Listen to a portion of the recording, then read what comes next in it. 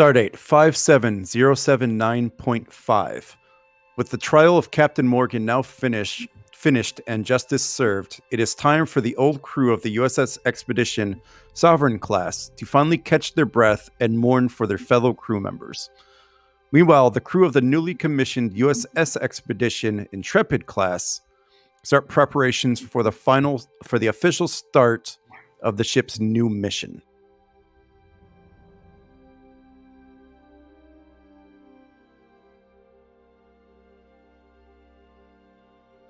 All right. We'll join the action in one of the outer observation decks of Deep Space 17, where the station commander allowed the space for the crews to conduct the memorial.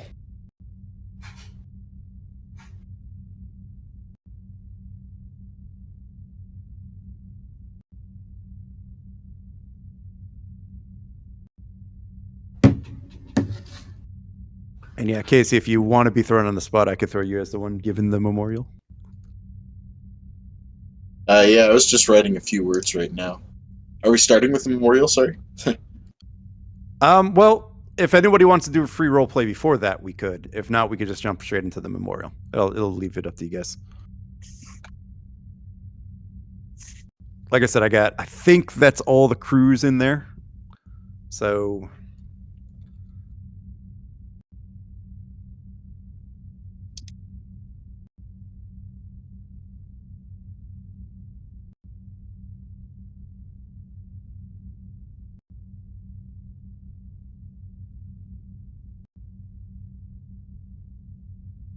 so many pages.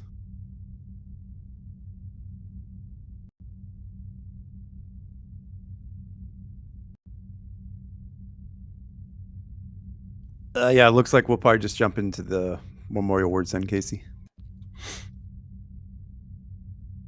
Have somebody start the ball rolling here.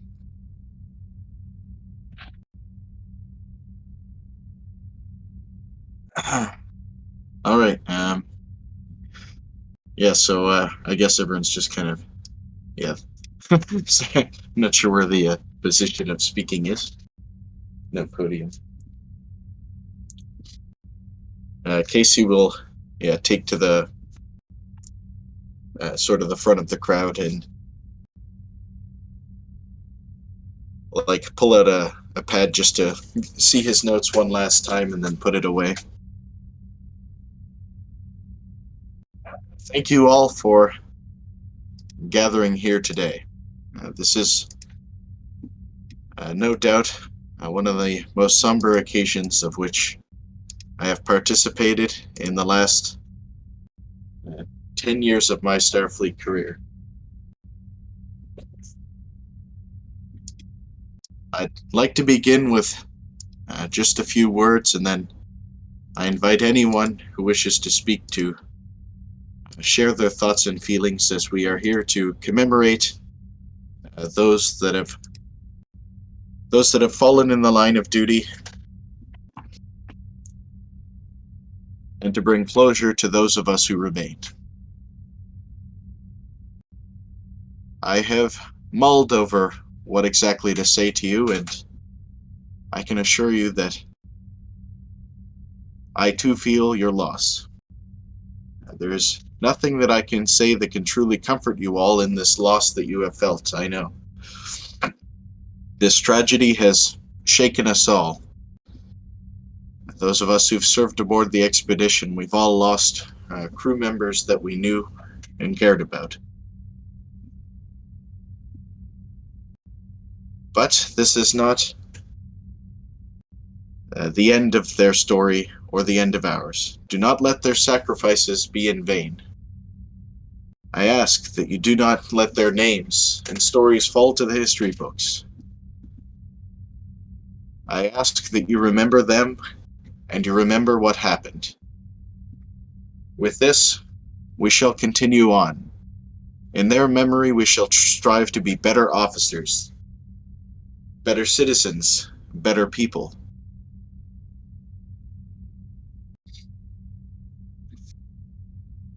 things such as this can be avoided.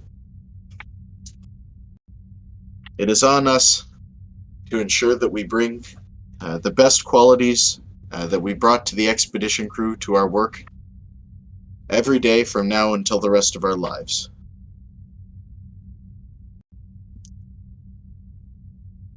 Now, please, if anyone else would like to share, I leave the floor open to you, my shipmates.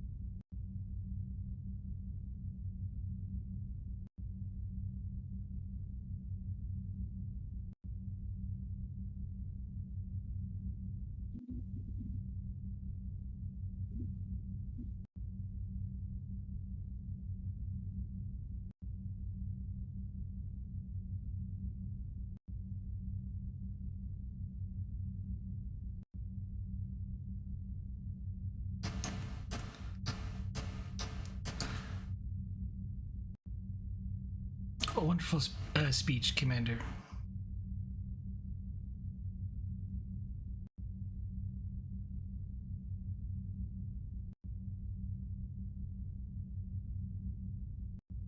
Was that Prax or Yes, your that other was, character? That was Prax.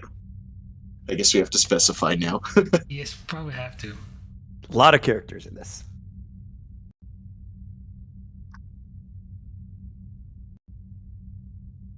Thank you, Captain.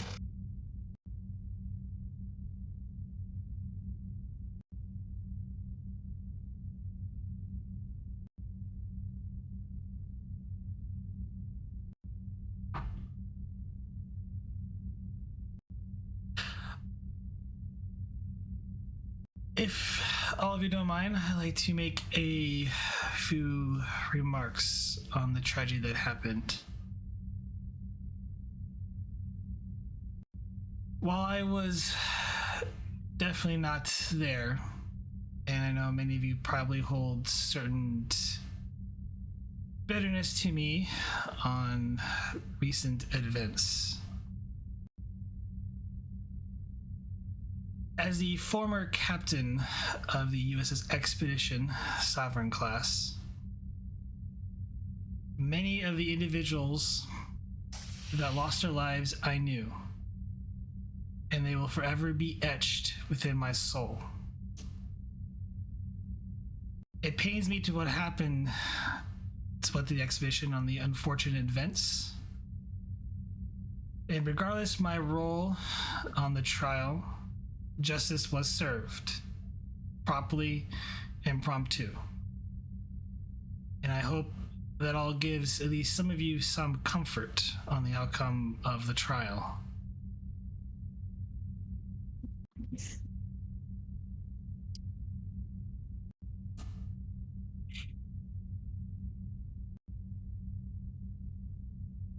Any amount of words that I could say or do will help bring comfort to the loss that we all now face. But I urge all of you to strive and move forward with your careers, remembering of who they were and what they accomplished. For moving on and carrying forward is the best thing we could do for all of them.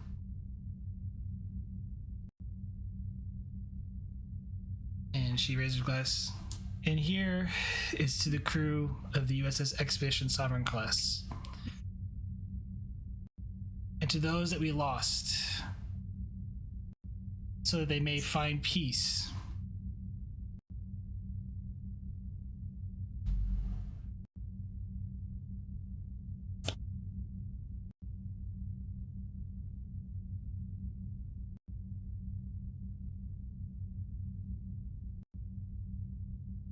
Ross will raise his glass. You're here. He'll take a drink. Nidon follows suit.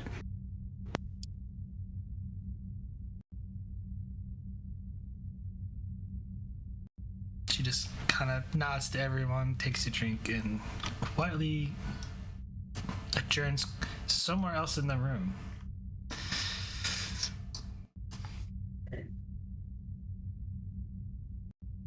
Gross will walk up and he'll say, I'm honestly not sure I can add too much more to what Commander Casey here said. He was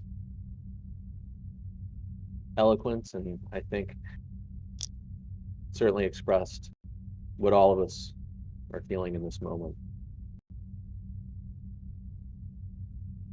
So I would just like to say, from a personal perspective,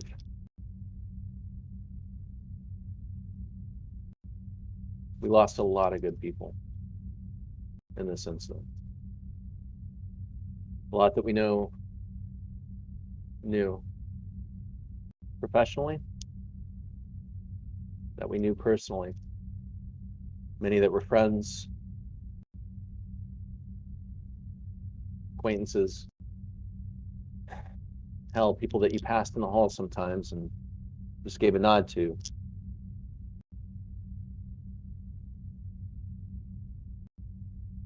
All of their deaths will affect us, will continue affecting us for a while afterwards.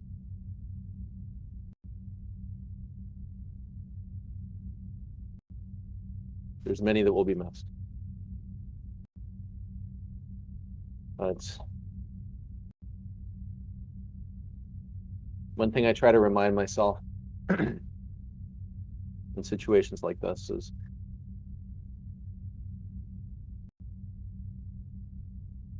it's good to use this as fuel to try to remember why we do this.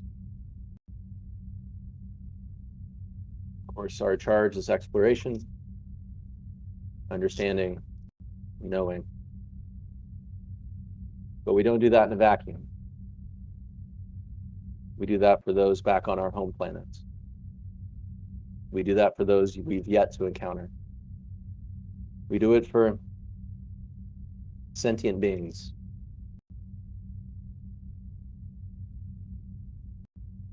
So I say, again, let's use this as fuel and never forget why we do what we do. He'll raise his glass.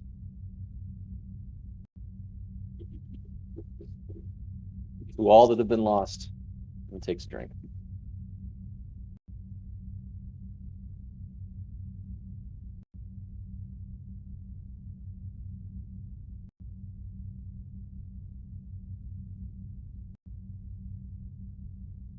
And he'll slink back away.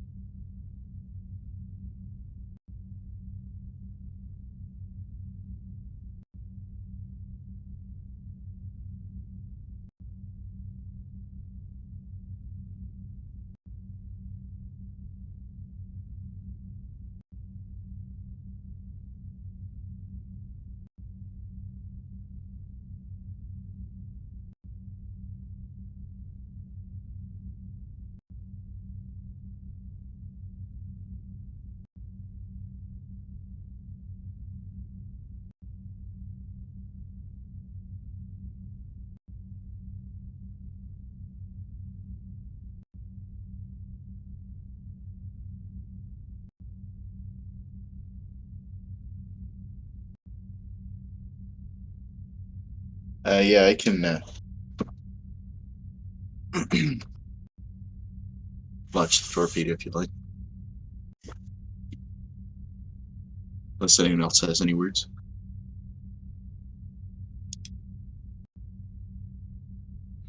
I mean, it wouldn't be a memorial service without it.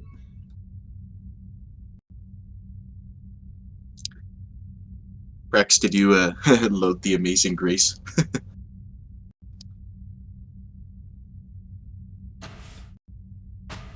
No, because I'm not in GM mode. Okay. Like, I found bagpipe tunes that I could put on here quickly, but they're like happy bagpipe tunes. I posted a recording of Amazing Grace there in the Discord. Or the Yeah, starting to text chat. listen to it. It's a good recording, actually. It's the British Army. Everyone could play it as you're speaking on their own. Yeah, so everyone, when I launch the torpedo, cue that music. Hit play. I guess it should show up in the stream as well if Brex plays it.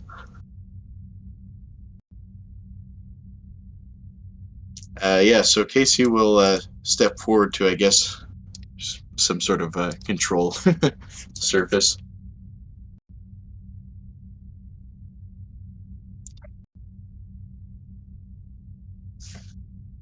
He will, step forward and say, "It is my solemn honor that we shall therefore commit the bodies of our comrades to the deep.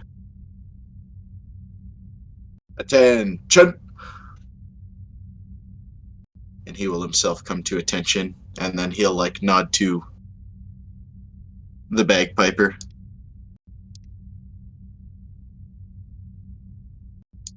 And when the bagpipes start playing, he'll launch out the torpedo casing. And the torpedo launches.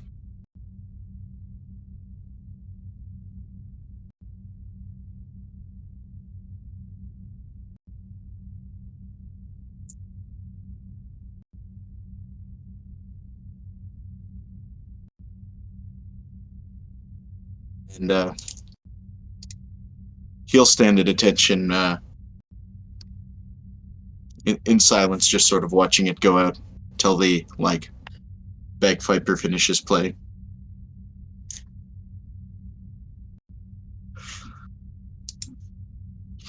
When the bagpiper finishes, he'll say, "Stand at ease," and return to his normal posture.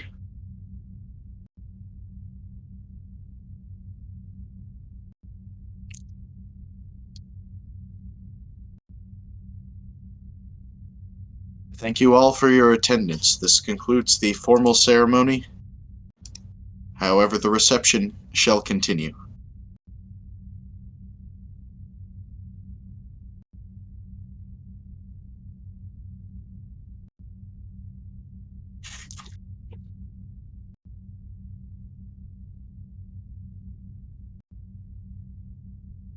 And everyone starts going off and chatting, communicating in their small groups. And that's where I'll open it up for free role play between everybody.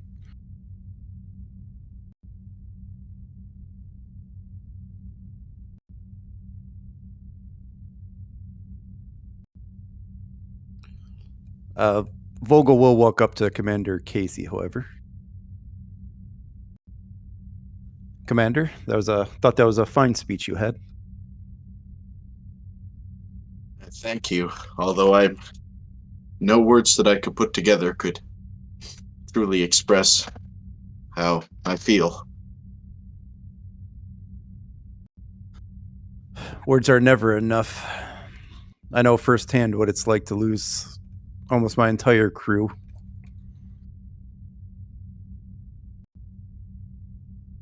It certainly is. I've had nothing like this since the Dominion War.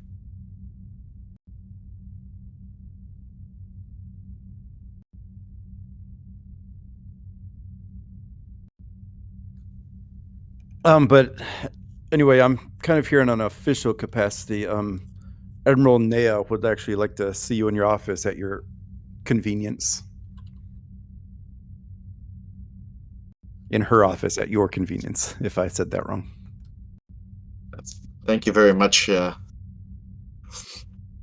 I'll be up shortly, but I think I need a minute. Take your time, Commander. Just wanted to make sure you got the message.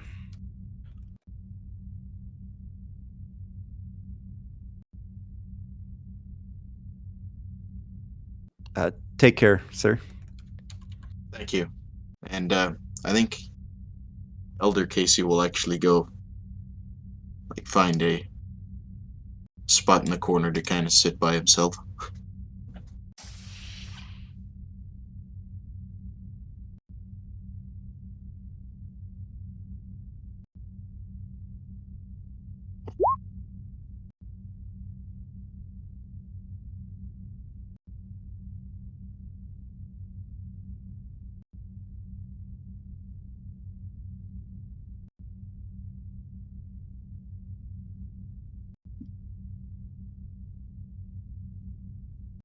All right, so yeah, you guys are. It's the end of the memorial here. There's the crews from all the vessels, all your player characters, able to mingle with each other if you so choose. Captain's off in the corner. Casey's at one of the tables. Yeah, everybody is here. Yeah, Mendros gonna go up to Casey and say, "It's good to see you, old friend." Good to see you as well. I'm glad you were able to make it for the service. I know things are very busy back at the shipyards. Yes, it's been very busy. I have thought about you often. You and the rest of the crew. I'm sorry to see what has happened to that beloved ship. But I know you did the best you could. Thank you. The words mean a lot. I'm Certainly glad I was able to make it. Yep. I'm sure you've heard, but engineering standards were a major point of contention in the court-martial. Yes, I regret maybe leaving, but I think it was best. I don't think I could have served under that insane individual.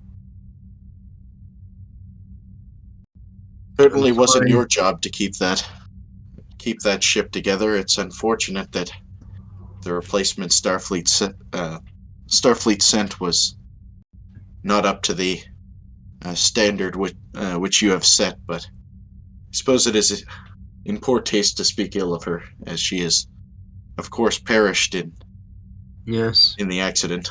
it is very unfortunate that so many were lost.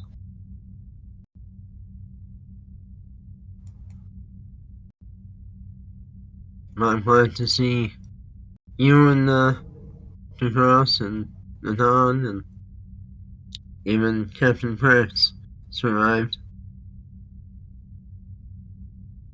It's unfortunate more didn't, but this was a good memorial. They'll be remembered and not forgotten.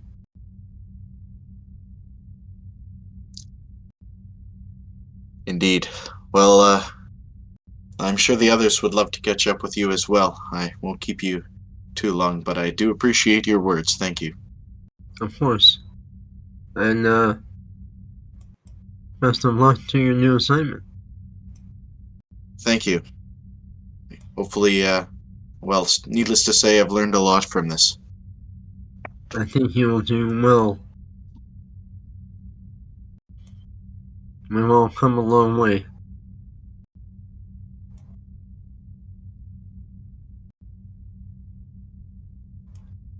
He's going to say hi to Ross as well. He's basically going to say hi to everybody.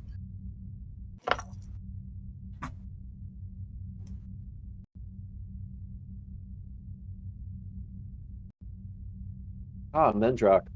It's good to see you. I wish it was under better circumstances, but Yeah, always good to see you.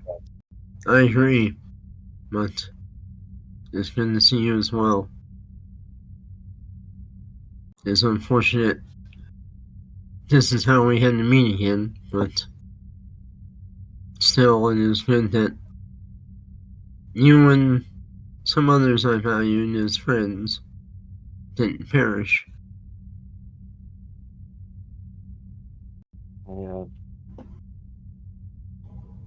Thank you. I was actually posted on the Tiananmen, Yes. and You have full command of that ship now? I do. Yeah, it's certainly been a learning experience. That was in coming along. I think well. That's good. Yeah, it's not quite a sovereign, but yeah, it's a good little ship.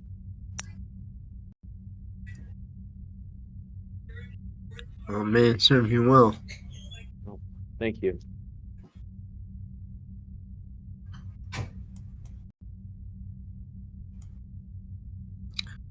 I'm gonna go say hi to a few others before I have to get back to my busy work at the shipyards. Never ends.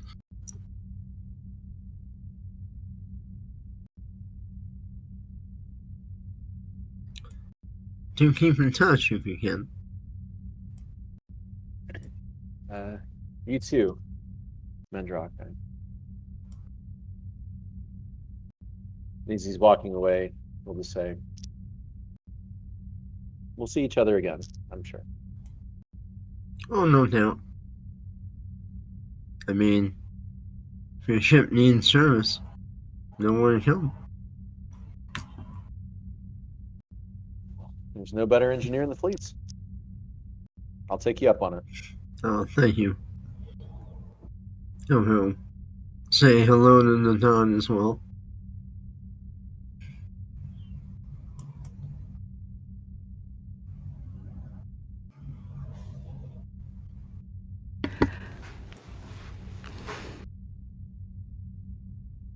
It's good to see you. It's good to see you too. It's been a while. It has. I'm glad you survived that ordeal.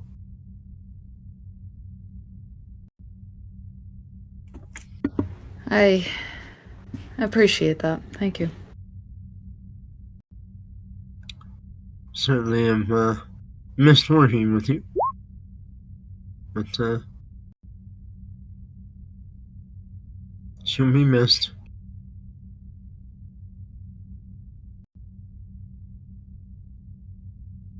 Are you going to stay in Starfleet or move on to something else?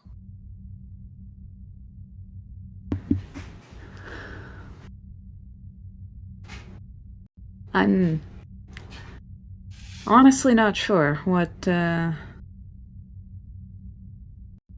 destroyed the expedition, in my opinion, wasn't a lack of expertise. It was a lack of judgment at the highest level on the ship. Mm-hmm.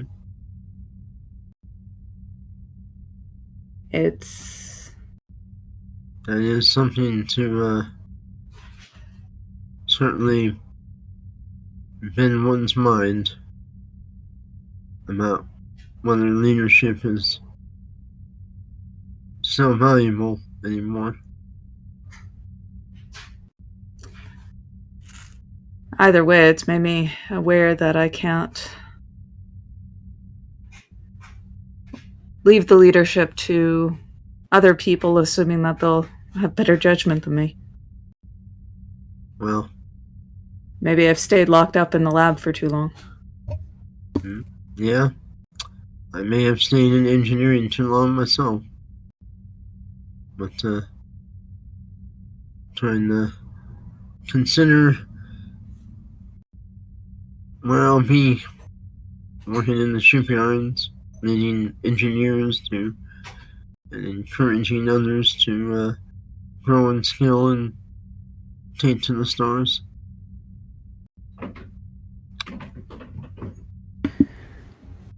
I do still think that's a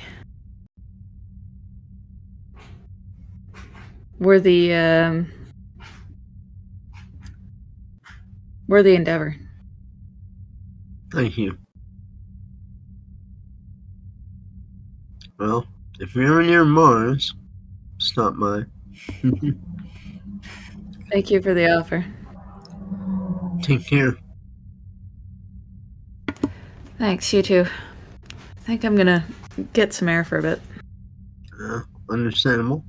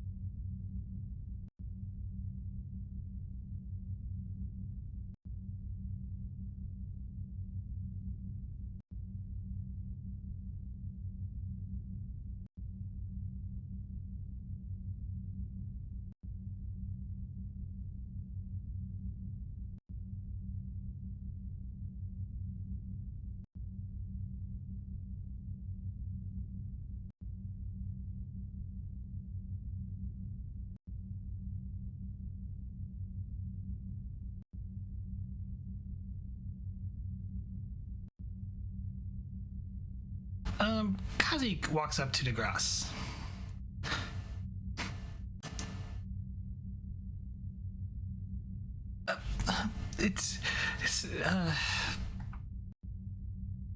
I'm sorry for your loss, Captain. I'm gonna head back to the ship. Visibly is like trying to wipe away tears. Doctor, are you not doing well? I'm fine. If you need to talk, just let me know.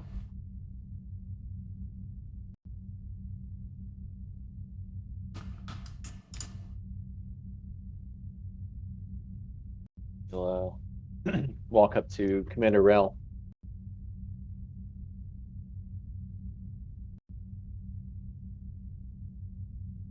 She can't turn that off, can she? I'm told not. It must be difficult at times like these.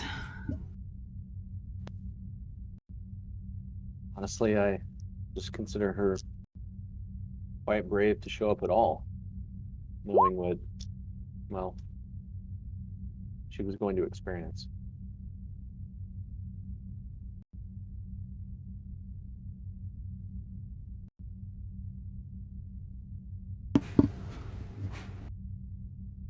How are you, Commander? Well, I don't think anyone enjoys attending something like this. Yourself?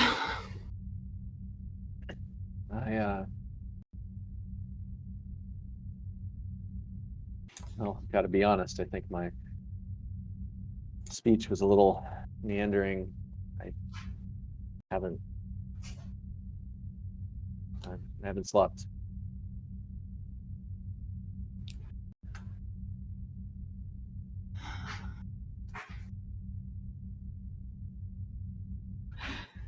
To be honest, I'm not sure anyone could sleep well in your situation. but this speech was heartfelt. I don't think there was anything wrong with it. Thank you, Commander. I wanted to let you know that I took your advice and, well, I start speaking with someone.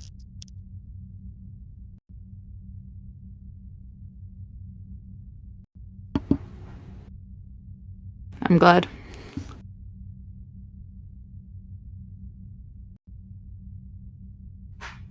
This sort of thing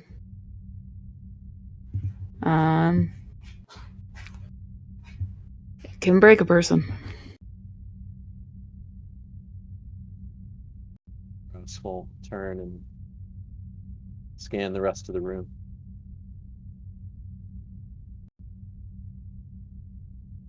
Well,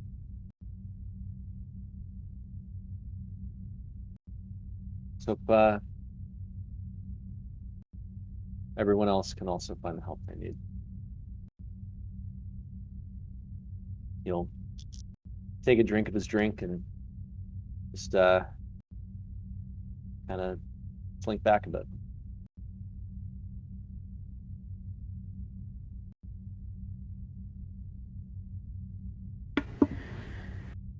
I mean, these things, they're for those left behind. And I don't think there's a wrong way to experience them.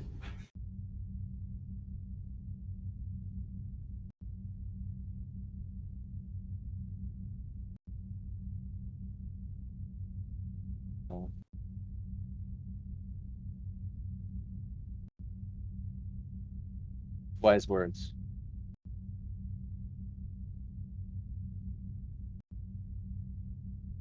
Are you drinking anything, Commander?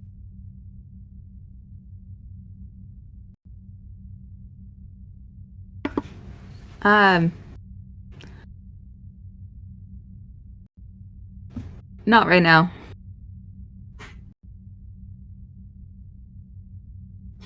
But, you know, if you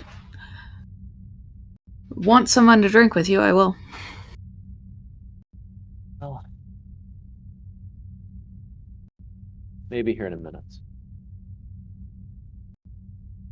You'll kind of wander off and just kind of meander through the crowd.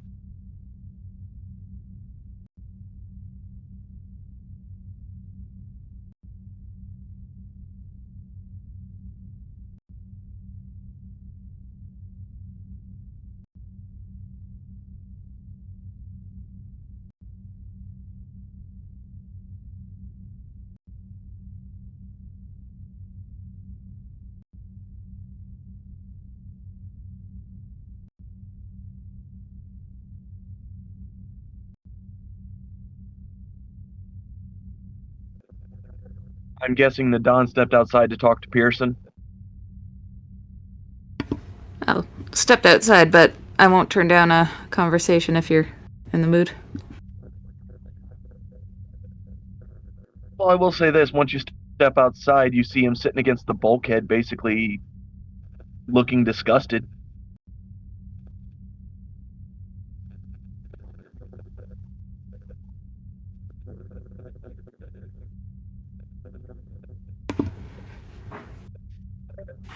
You alright, Doctor?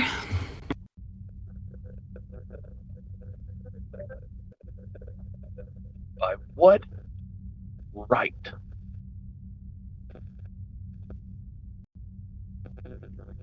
Does she think she can stand up there and talk about the rest of the crew we lost after she just tried to defend the guy who killed 614 of our crew?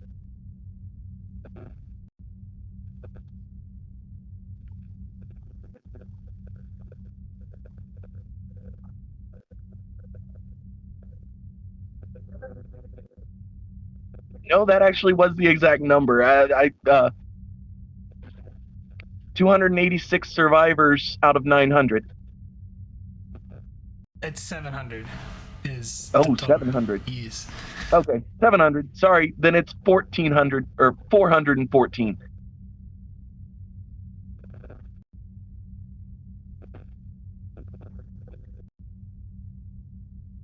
414 dead.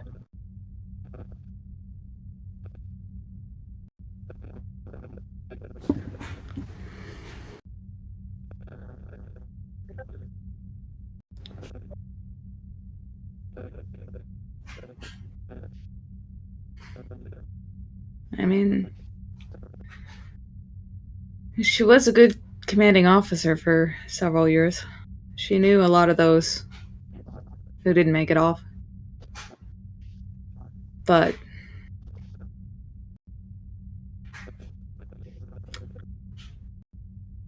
I can't understand that either. I mean, you were there. You were sitting in the box waiting to be.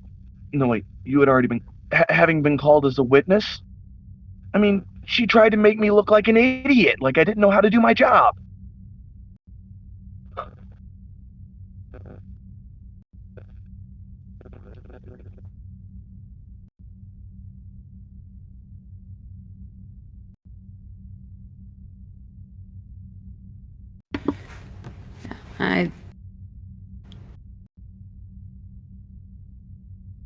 Yeah.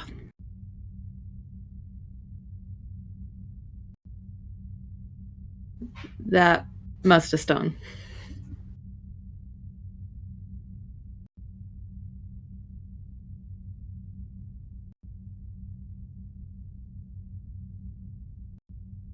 I'm just glad he's not here.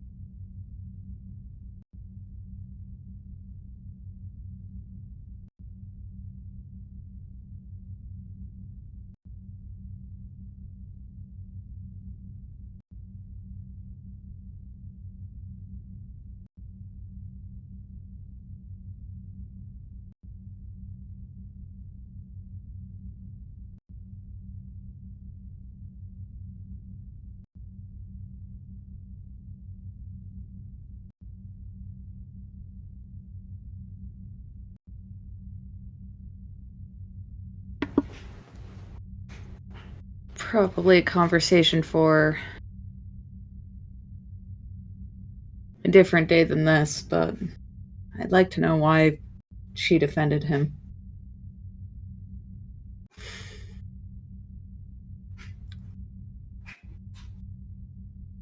I don't understand that.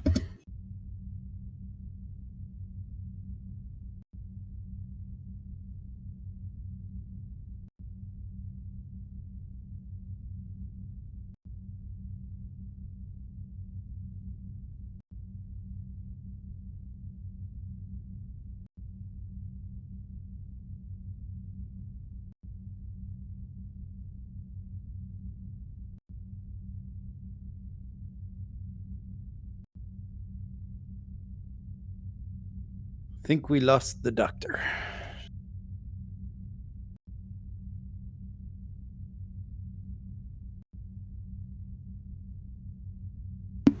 Think so, yeah. We could switch to somebody else, I guess.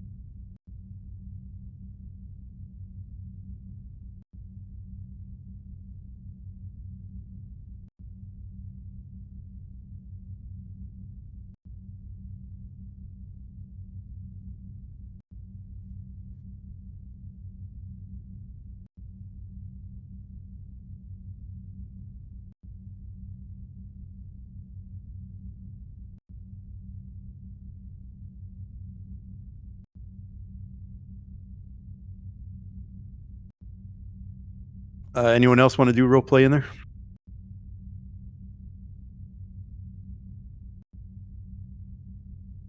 Louise will go sit by her brother, but they're just gonna like sit in silence. Like, I don't imagine either would be in a very talkative mood.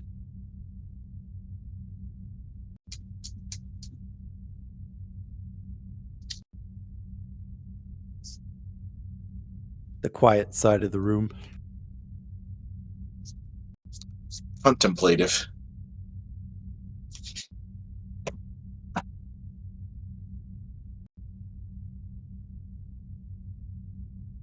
How you wish the now crewman would have been in that empty torpedo casing.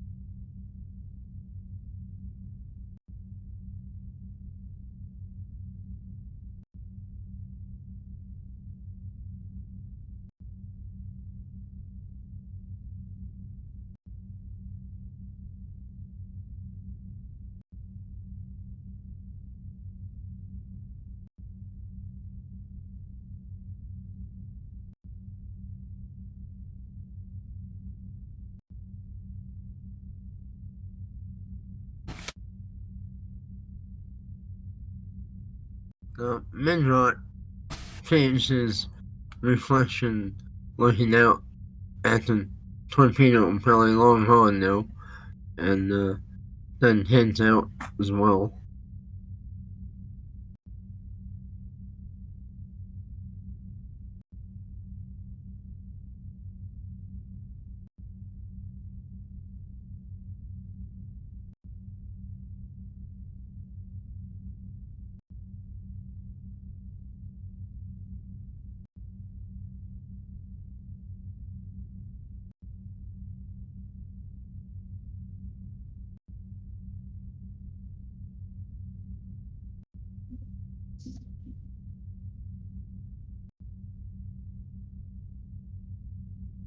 Trying to wait for the doctor to come back before we potentially move on because he was in the middle of that.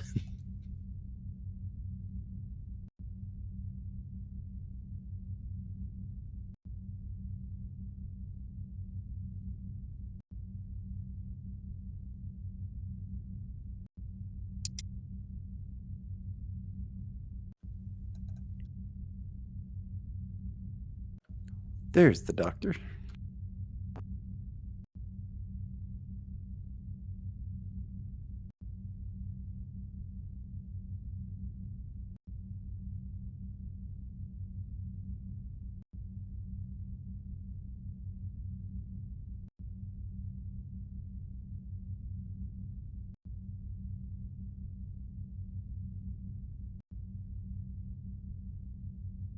Doctor, you back up?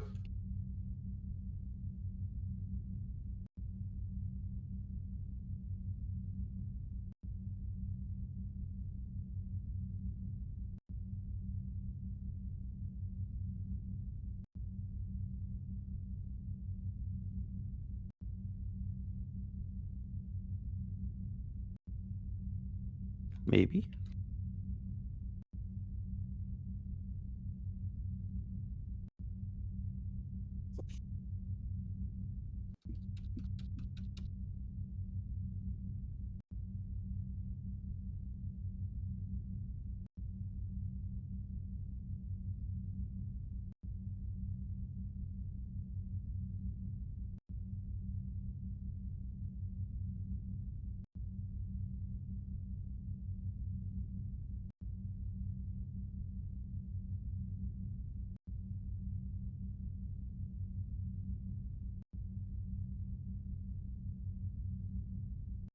Sorry, Prax. Looks like you got some dead air to edit out.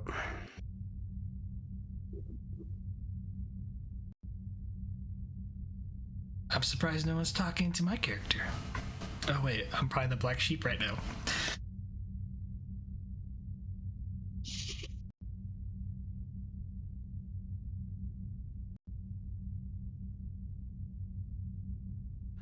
Like I said, I wanted to go for maximum drama.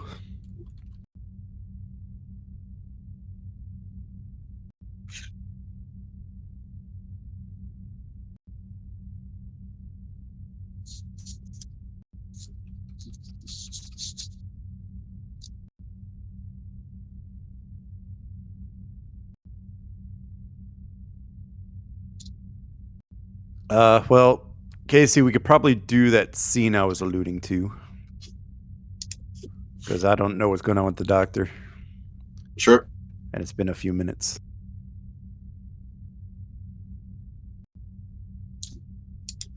Might be back. Are they? I said waiting on Discord to reconnect. His phone died, I guess. Yeah, we'll go ahead and knock that scene out, though. We'll just say that it happens after this scene.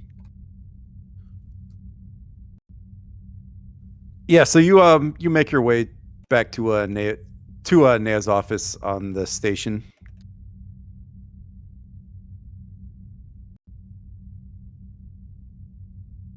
He'll chime the door. Come.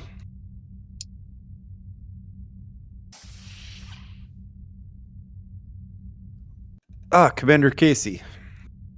Merle? So you've gotten my message. How can I help you? Well, I just wanted to inform you personally of any disciplinary actions that would have been received from what happened on the planet per the recommendation of the Admiralty Board.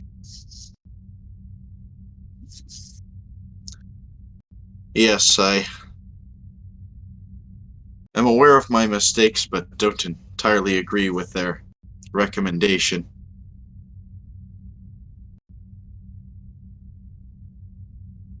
Yes, I've had a good opportunity to review all the reports from everybody. And I don't think it would be fair to blame you in any way for what happened.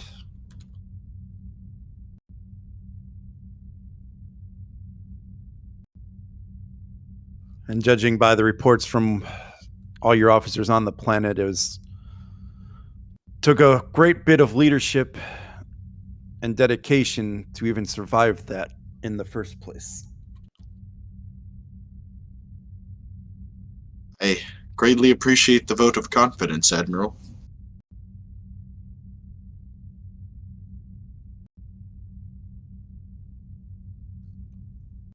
Therefore, I've decided not to put a personal reprimand in your record. However, instead, and she pulls out a little box from beneath her table, I'd like to present you with this. And she hands the box over to you. He'll accept it and take a look. And inside you see that it is the Starfleet Decoration of Gallantry.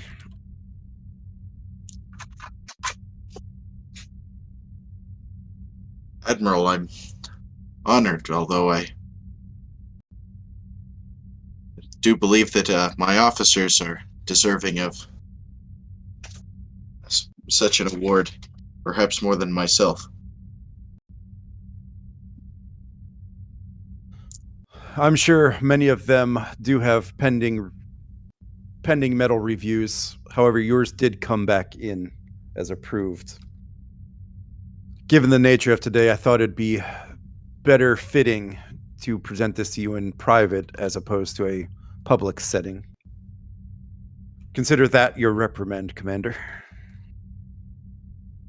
Very much appreciate the consideration, Admiral, and if you do happen to get any more recommendations, For the officers of the expedition for medals, please pass them along. I will send forward my own personal recommendation as well to the committee.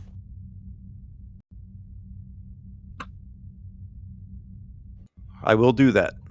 And if you have any recommendations on who should receive medals also, please inform my office. Well, Lieutenant Nadon and Vincent Coda stayed with me on the bridge until the very final moments. Dr. Pearson's efforts to keep the wounded alive as well were certainly commendable. I'll produce formal reports as soon as I can. Understood.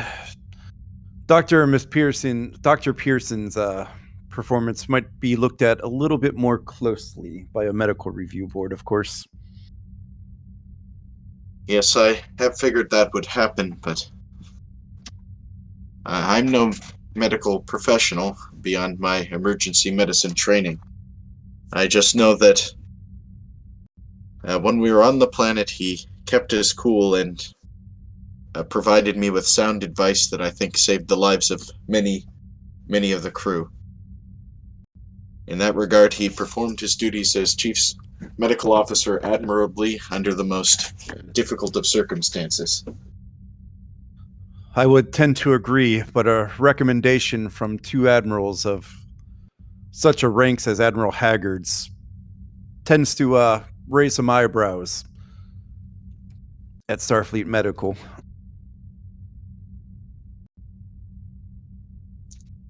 Unfortunately, it's not a battle that I can fight for the Doctor, but well, he has my personal support at least.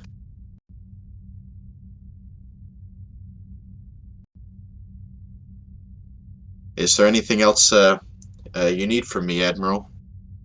Any thoughts on where your duties will lead you next? Well, this was before the court-martial went down, but Captain Prax had asked me to become the first officer of the new expedition. I wasn't sure if that was the intention of Starfleet Command or if they were already working on sending an XO out here.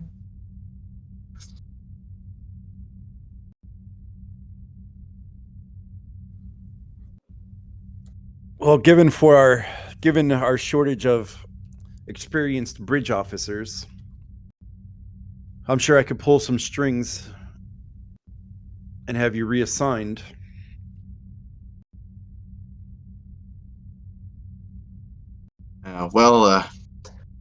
I'm not doing too much good to the fleet, sitting in my quarters and drowning in self-pity.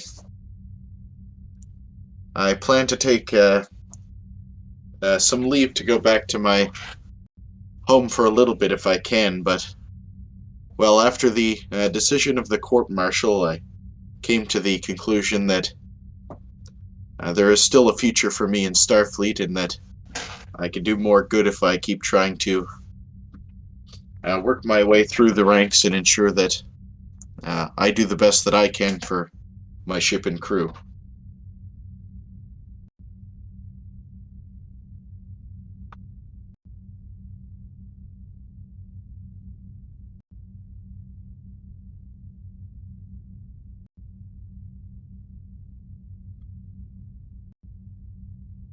Well, that is good to hear, Commander.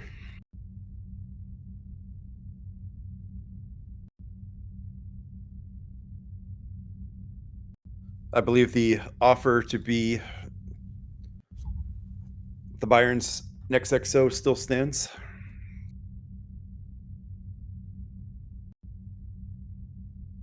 I suppose I'll have to discuss it again with Captain Prax, but, well, needless to say, we haven't spoken much recently.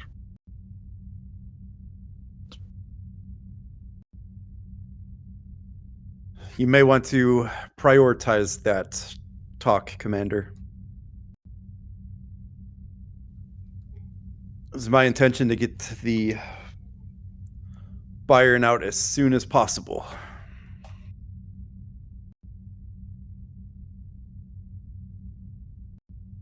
Understood. Especially now that its full crew complement is expected here within a few days.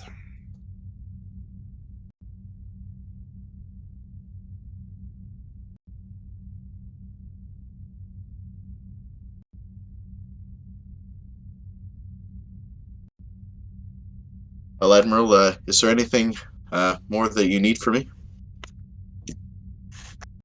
That was all I had for you, Commander. Thank you. Thank you, Admiral, for your support, and I can't think of the word I'm looking for. Thank you for your support. You'll stand up.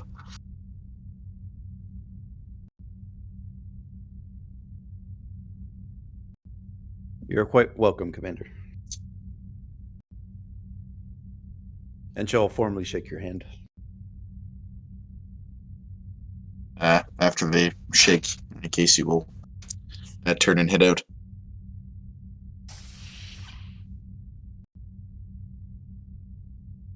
All right, and I think we'll head back to the observation lounge to finish Nadan and the doctor's conversation before his phone blew up. Yeah, sorry about that.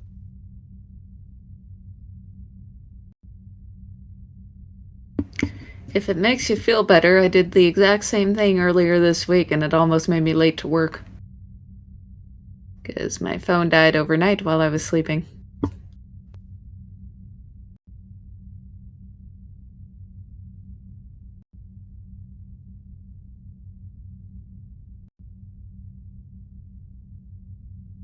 But yeah, what was the last part you heard?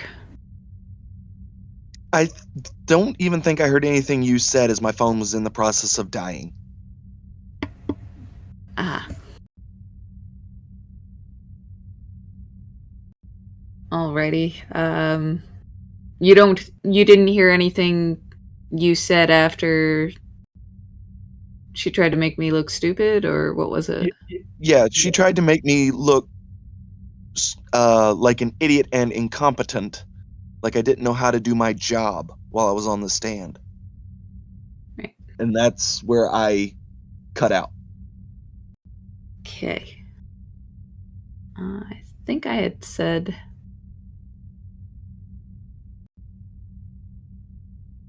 that had to have stung.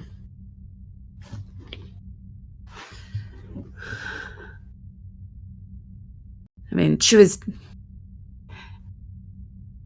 playing her role, but what I don't understand is why she took that role.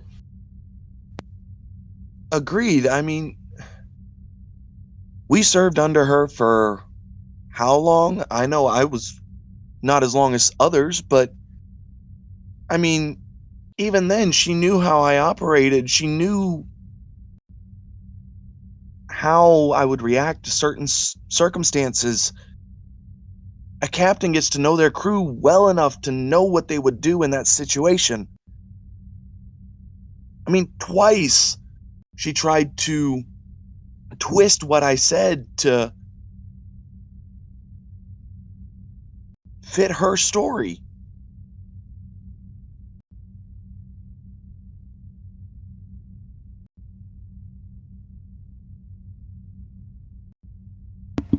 How can I let something like that go, Nadan?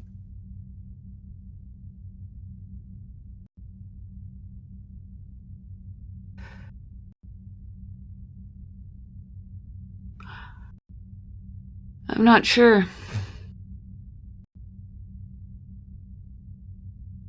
I mean, not something I want to do now. But I would like to hear why she defended him.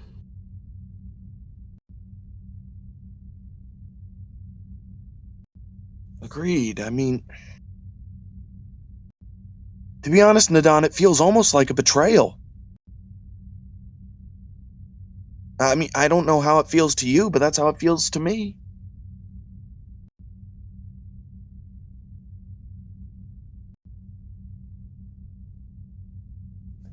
Doing that to the crew that you had served with, and, well, I don't blame her for leaving. Don't get me wrong, okay? Her leaving the ship, I have no issue with.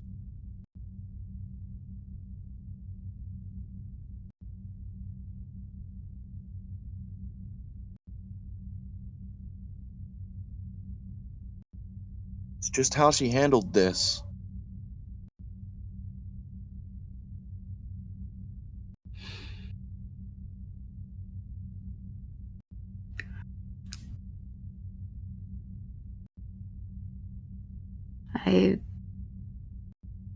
Yeah.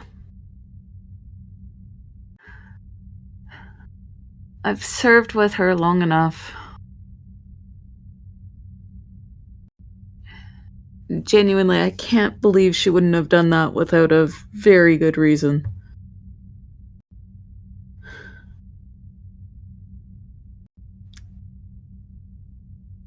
But I'd like to hear what that reason is.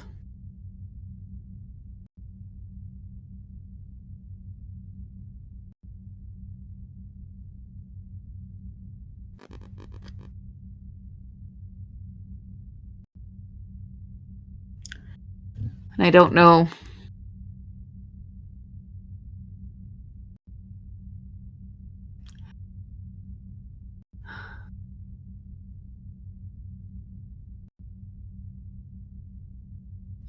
I don't know if that'd be enough.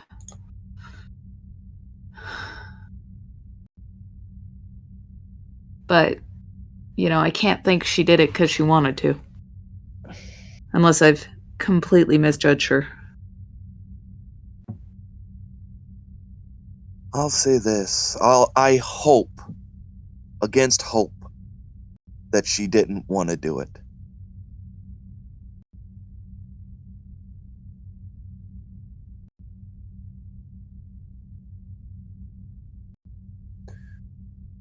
I don't know about you, Nadam, but I need a drink. I'm gonna go back in, but God knows how long I'm gonna stay.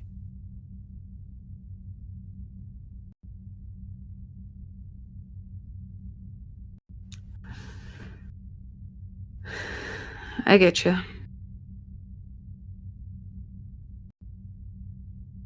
You need anything? I'm alright. Just need to catch some air before I go back in. Understandable. Well, let me know. And the doctor will head back in, walk up to the bar and go, "Bartender, What could I get you? something strong and none of that synthetic stuff. I know you've got the real stuff around here somewhere." And he'll just kind of give you a little wink. Go to a special looking cabinet over here and pulls out a very exotic bottle that says 2150 Irish whiskey. Pearson's gonna chuckle a little bit and just be like, "Well, you know your stuff." When you've been doing this as long as I have, you learn a thing or two. And with how you reacted when that captain got up here, I figured you might need this. You don't know the half of it.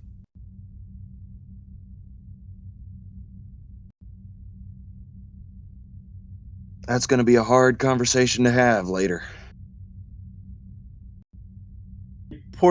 He grabs a rocks glass and pours 3 fingers in it. Thanks.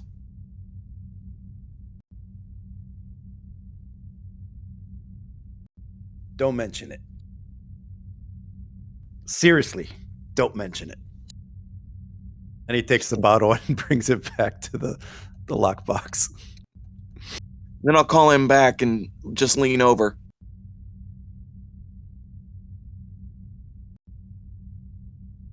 If you ever run low, let me know. I might be able to fix your supply issues. I might take you up on that. And since you caught him before you put the bottle back, he just kind of sets the bottle next to you and then walks back to the other side.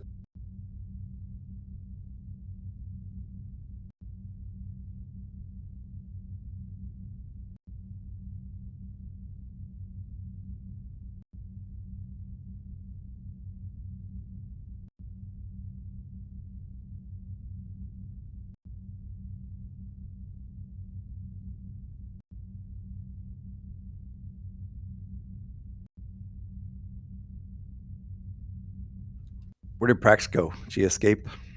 Yes.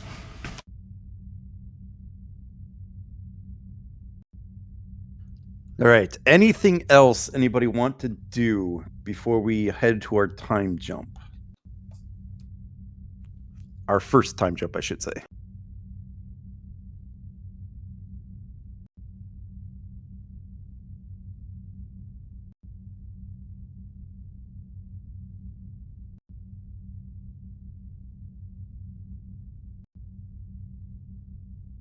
And like I said, for the old expedition crew, this is probably the final thing you would be able to do with your crew for a while, or be able to do for a while.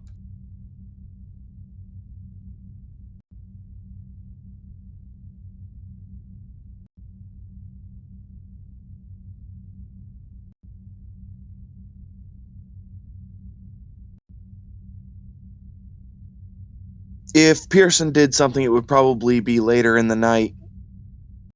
But I'll wait.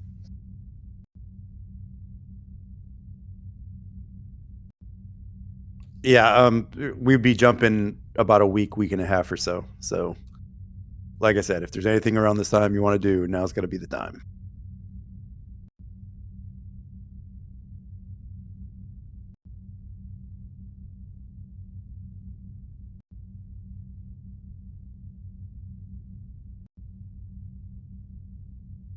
All right, well,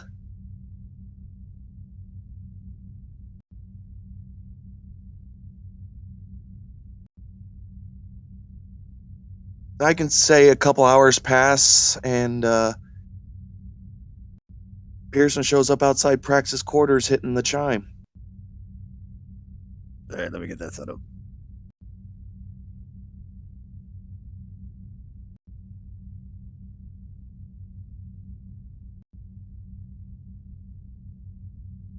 Wherever the DS-17 guest quarters went, I believe they're in here somewhere. There they are.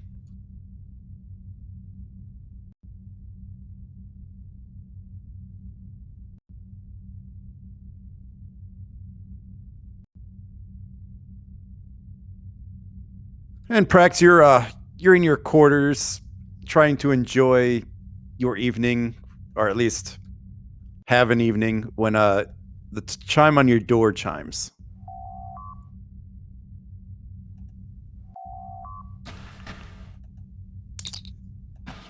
Enter. The door's gonna open and you're gonna see Pearson. Not stumbling, but obviously drunk.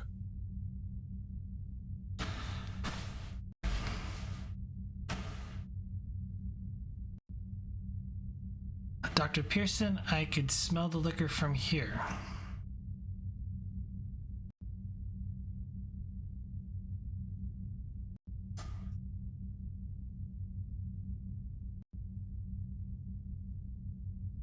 Why, Captain?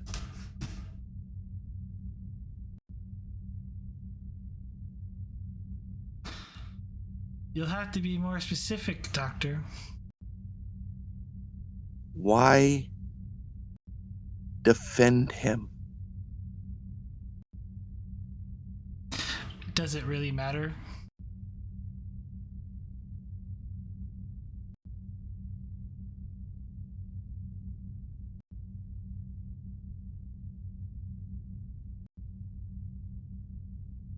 You, Captain, tried to, at least the way I took it, tried to make me look like an idiot and incompetent on the stand, Captain. The only way I could get enough courage to ask you about it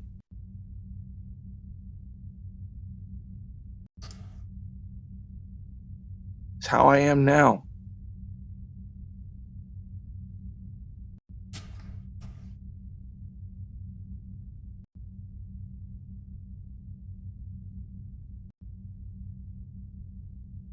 She grabs Kesri and whispers, to go into the other room.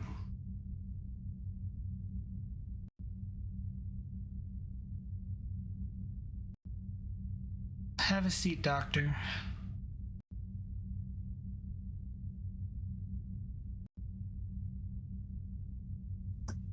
And puts on the privacy setting on the window, or the window door.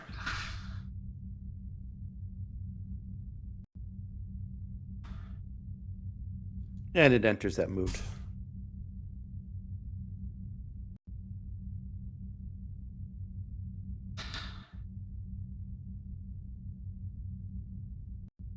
I figured you could take it, Doctor. Clearly, I was wrong.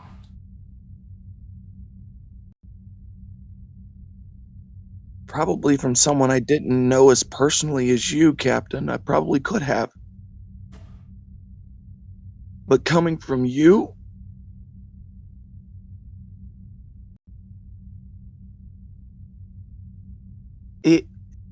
Doctor, It felt like you betrayed me, betrayed the crew's trust with just that one move. He was responsible for 414 deaths, Captain. And how the hell do you think I feel, Doctor?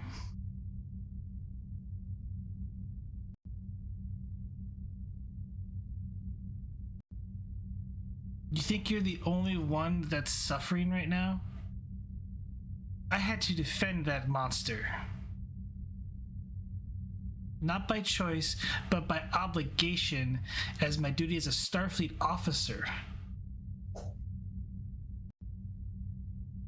You, of all people, should know that even a person that you think is guilty has a right to a fair trial.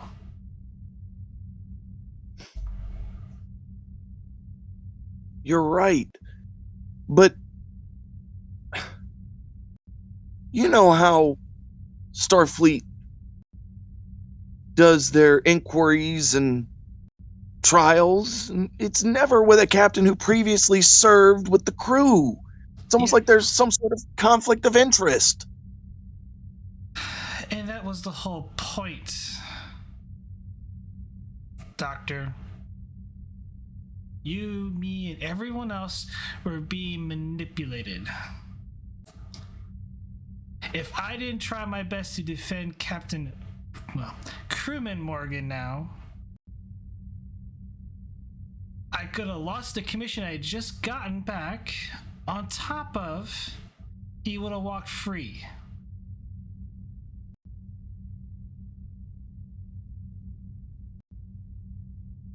So I had no choice but to do my job.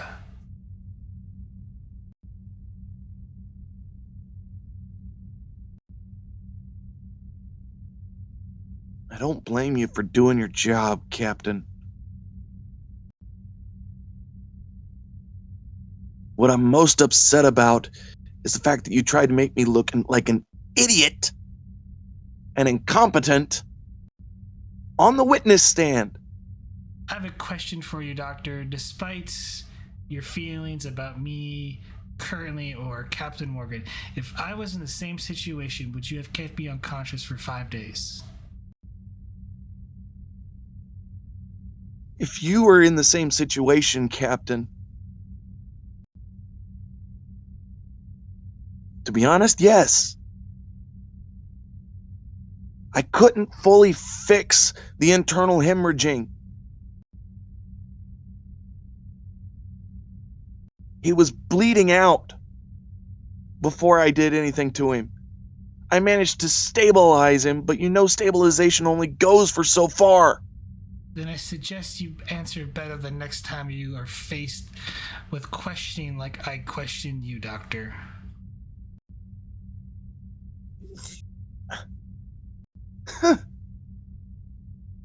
And trying to twist my words?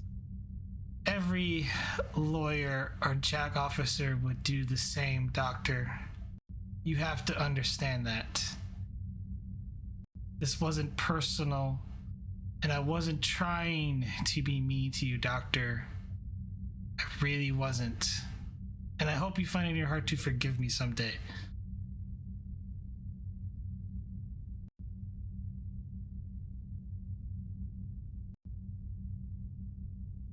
But I had to do my job as his defense lawyer. And if I did a poorly job of it, he would have got off. Would you have liked him to get off, Doctor? Would you like to see him take command of another ship, do the things he did to the expedition? Of course not, Captain. 414 of my friends, of my patients, of... Good grief, 414 of the freaking crew died under his command. Because I don't know if you read or heard what I told Commander Arif about how I felt about him, Captain. I'm sure if you did, you would have used it against me in that court. Yes, Doctor, I would have, because it pointed you out as being biased. So you've read it and heard it since then? Doctor, I could tell on the stand that you were biased against him.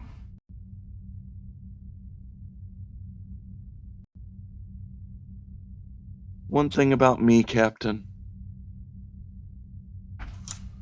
While I might have biased feelings at times, when you're on the witness stand in a court of law, your biasness goes out the window. Or at least mine does. While I might have biased feelings against what he did, everything I said on that stand was the truth.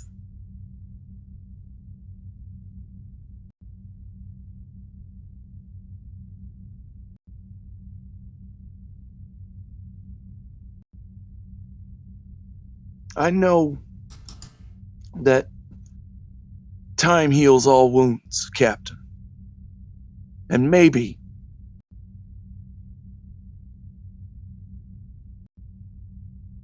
someday I'll find it in my heart to forgive you for doing what you had to do. While I don't blame you for doing it, how you did it was the issue that I took.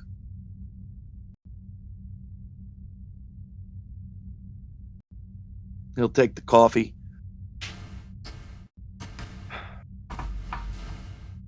You want to know what I told Commander Arif? Plain and simple.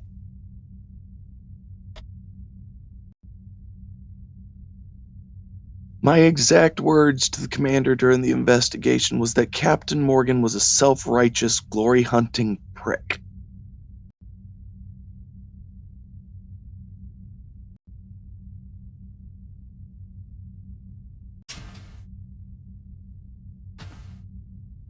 And now, apparently, either has or had friends in very high places. Because whoever issued that order for you to defend him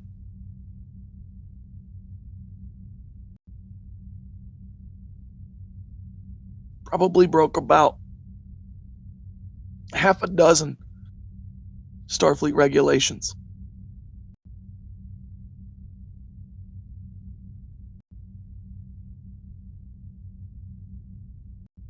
Well, I don't blame you for having to do it that way, Captain.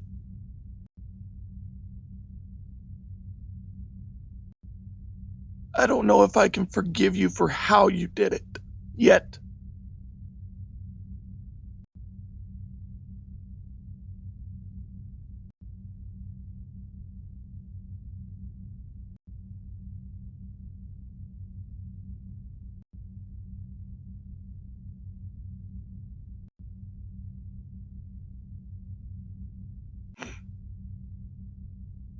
Maybe someday.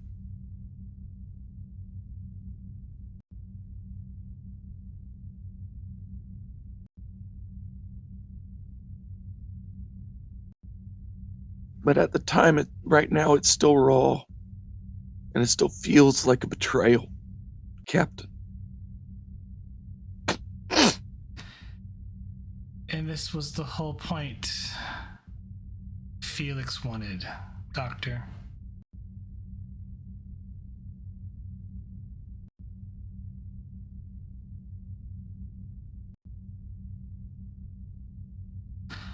I'm sorry you had to face the brunt of it.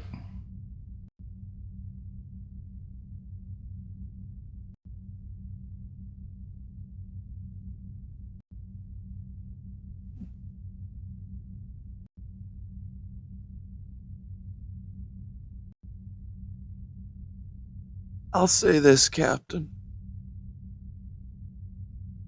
I know that you probably don't exactly have a chief medical officer on board the new expedition right now.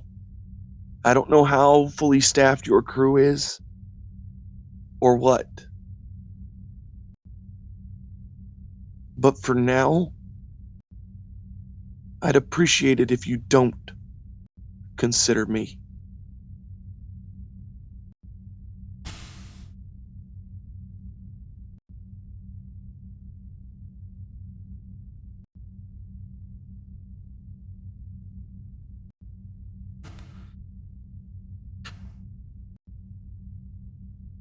Didn't think it was an option to begin with, Doctor.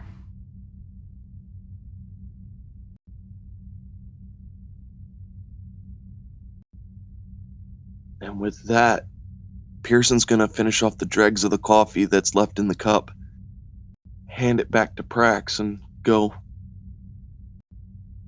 Like I said, Captain, I understand. I understand you have had your orders. You had to follow them.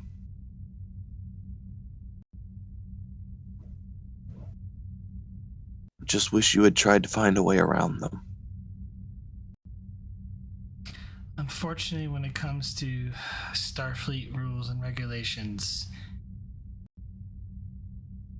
when you have to do things by the book, there's no way around them. At least not that time.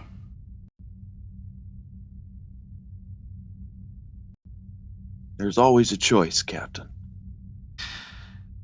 My first choice would have been to refuse, and if I did, he would have walked.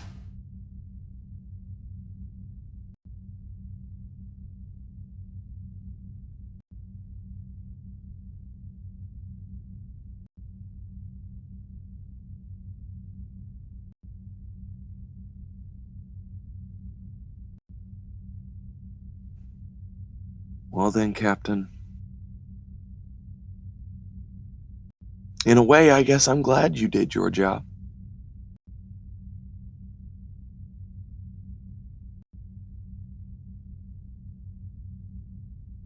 Just be thankful to Captain DeGrasse for doing his.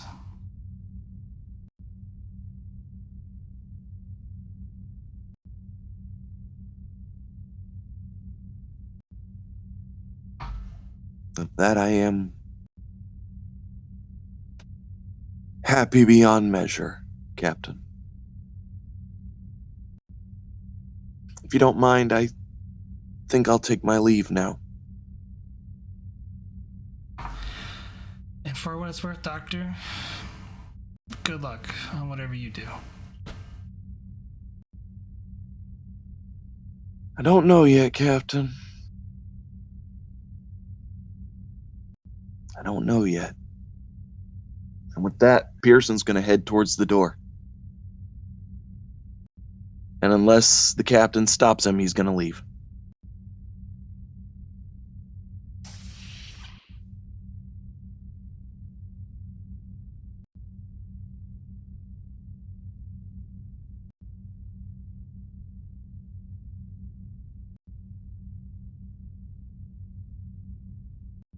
Okay. Any other scenes before we do the time jump again?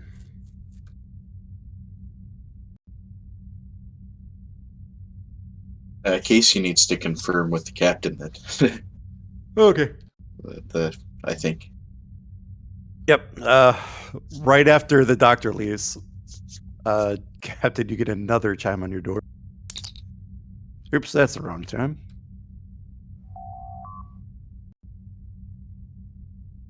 It's gonna be a long night. Enter. Oops, wrong one.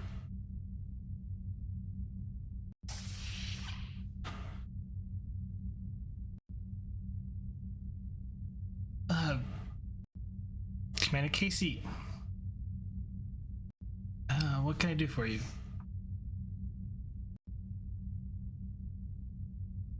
Well, I came to discuss the offer which we had discussed prior to, well, recent events. I saw that the doctor paid you a visit. He looked quite distraught in the corridor.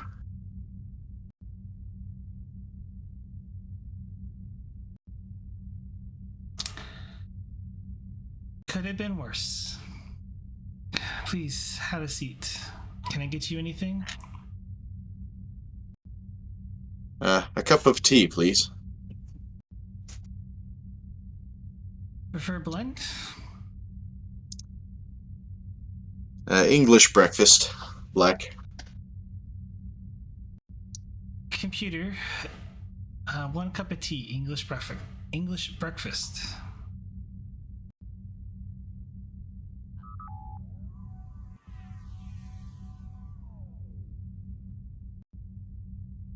Sets the tea on the table and goes to replicate something for herself.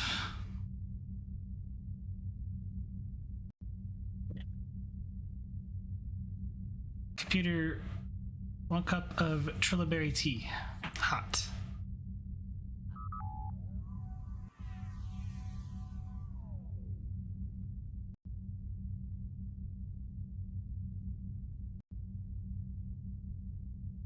So, Commander, what's on your mind?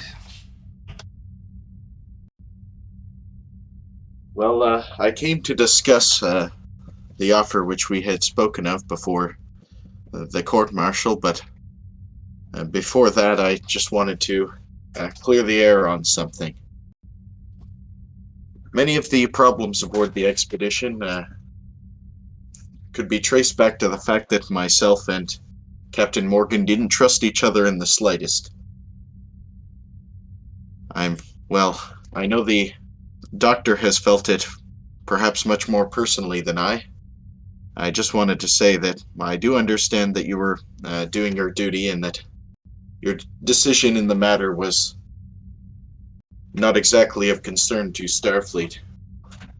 Now, that being said, I am human and I would be lying to you to say if there hasn't been some confidence lost between us. That being said, I still have very much the confidence in you as a Starfleet captain, and we've been worked together well for many years. I'm sure in the future, when this matter has had more time to settle, it'll be little more than a footnote in the history of our relationship.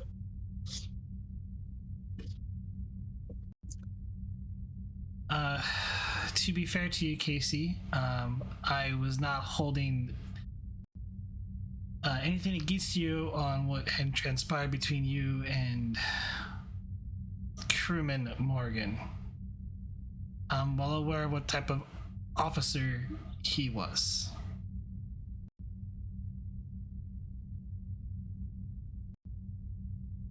Thank you, and I was actually made aware today by Admiral Nea that I will not be reprimanded for my actions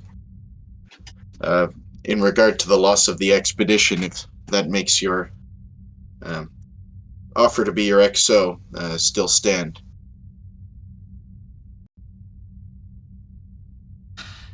It does indeed, Commander. I am grateful that you're still willing to work with me after everything that transpired, especially with the doctor. I laid it on him pretty thick. Indeed, and, well, I've given him my personal support, but unfortunately it's his battles now. I do wish him all the best, but I'm glad that we were able to have this conversation, because I cannot be the first officer of any captain with whom we don't have a built trust in our relationship. I think, again, I have human emotions just as anyone does. I'm neither Vulcan nor android, but I am certainly willing to put this behind and look forward to the future. A future where events such as this simply never happen. And I pray that they don't. Needless to say, Felix's issues were the issues that plagued the expedition were Felix's own doing.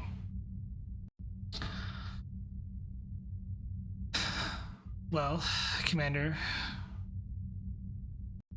here's to a new chapter. He'll raise his cup of tea.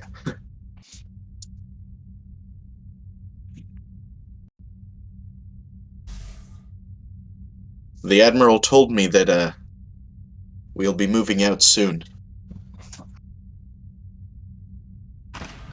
Yes, there's a lot of space to cover, and, well, I'm not liking the reports I'm reading from what's coming around the Ebon Expanse area. I'll have a lot of catching up to do, I suppose. My last few weeks have been totally consumed by this, of course.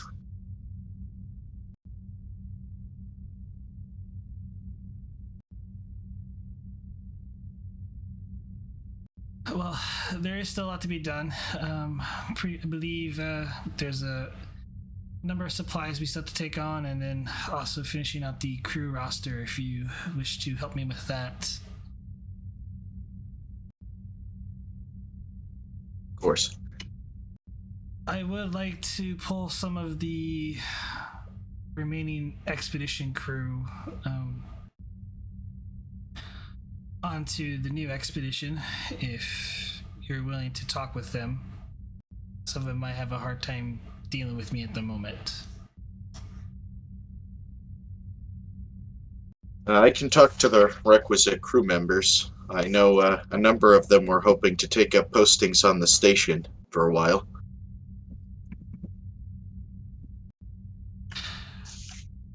Well, the chief engineer and chief security slot have already been filled, along with the chief science officer.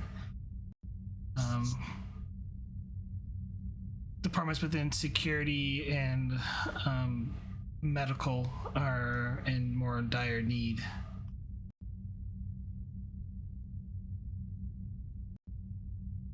Well, the expedition's chief medical officer, I'm sure you can imagine, I don't think he would agree, but perhaps Dr. Mackenzie. She'd been on board the expedition for quite a number of years as well, so I believe she's fit to take up the mantle of chief medical officer. Well, she did serve aboard the expedition when she was formerly called the Monarch.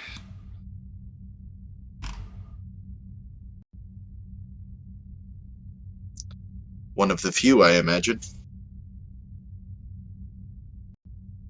Indeed.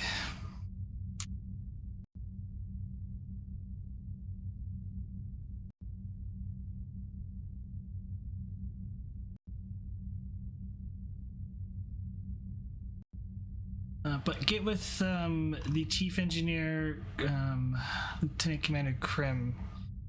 He should be wrapping up on some modifications I had made to the expedition. Make sure he's got everything he needs before we launch. Understood. I'll meet up with him and make myself acquainted with the other department chiefs.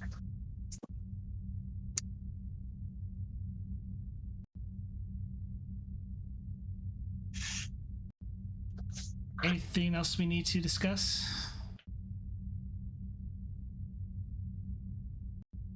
Not that I can think of at the moment, but I'm sure we'll be seeing each other a lot more in the next few days. You know where my quarters are. Just give me a chime or call me over if you need anything from me. Of course. Have a good night, Commander, and try to enjoy the rest of your evening. Casey will get up. On his way out, he'll wave to... I can't remember her daughter's name. He'll give a friendly wave to Prax's kid.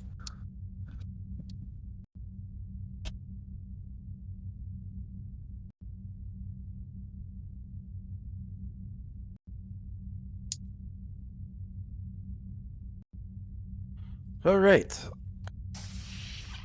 All right, so I think that wraps up the memorial section of today's episode. So we'll enter the next scene.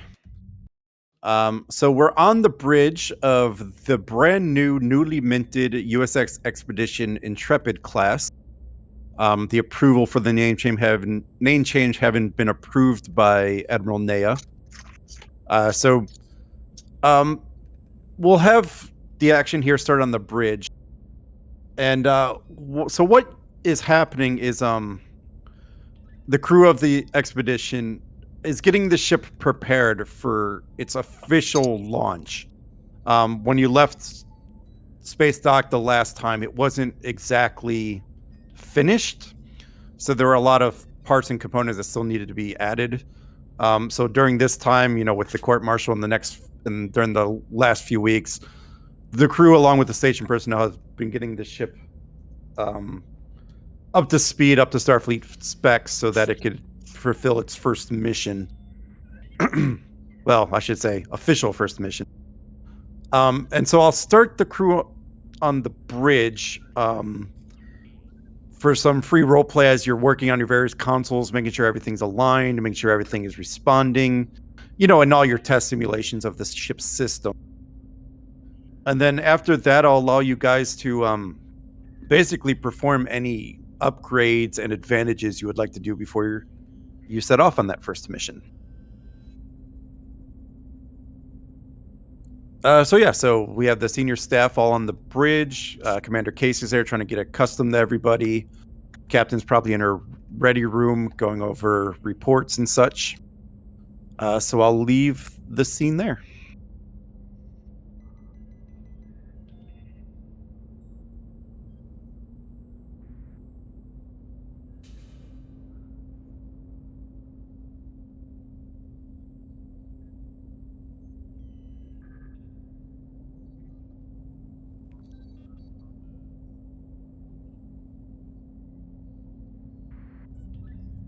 Well, I guess Krim will kick things off on this, and as he's looking at his console, going through different things, you just hear him all of a sudden go, come on!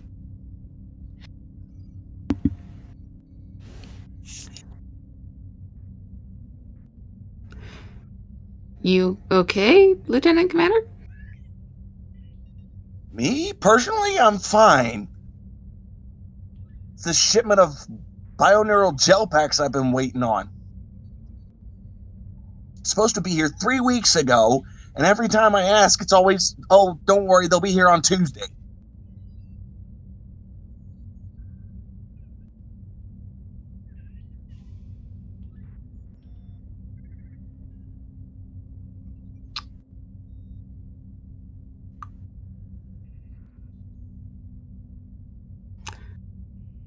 Any idea what's causing the delay?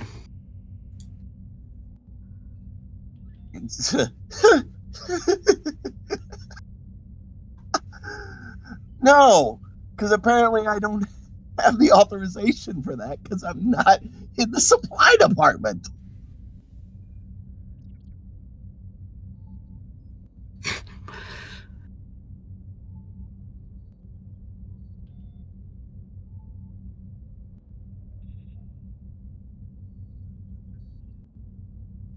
Well, if you don't have clearance, I definitely don't. Maybe the one of the logistics team can help? I have no idea. You used to run on freighters, right? Civilian ones? Well, surely some of the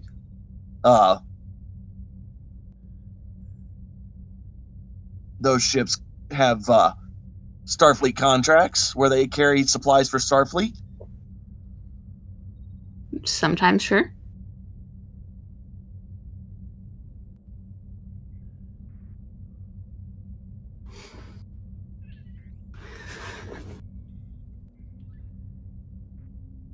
Maybe you have more access than you think.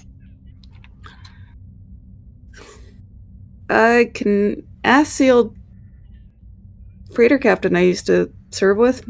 Maybe he'll know somebody to ask. Well, it's better than what I'm getting.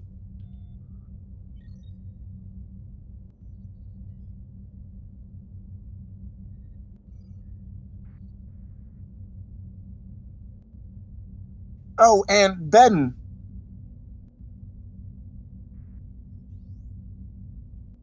Yes, sir. your second batch of torpedoes that you asked for, Yes. they're all on backlog. This Tuesday, huh? Yeah, Tuesday.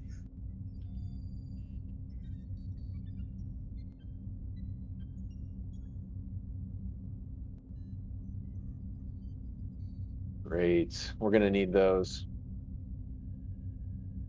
Let's see, what else have I got here that's on backlog?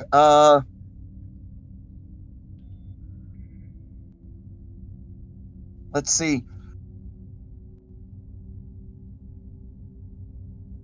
The Haas,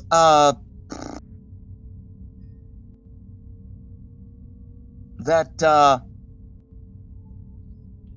biosynthetic gel or whatever it was. Same deal.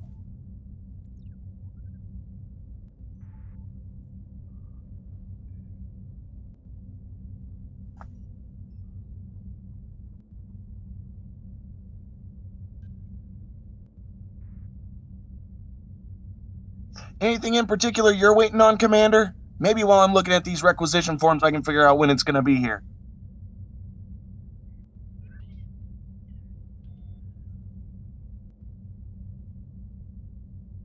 Well, there's a number of shipments still waiting to be onboarded or embarked onto the ship. I'll have to have a word with the station quartermaster.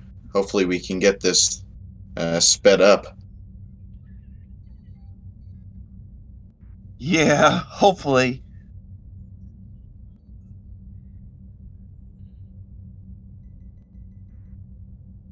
How much mission critical equipment do you reckon that we're missing, Mr. Hoveth? Please, C. Commander. Bajoran. Yeah, that's where I was going. Please, Commander, it's Krim. I'm, Bajarin.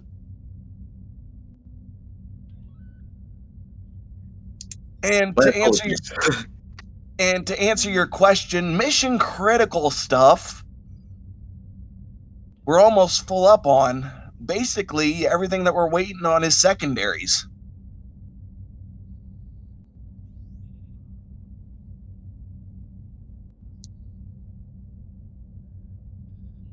Very well. Anyone else missing anything? I'll go speak with the station quartermaster right away.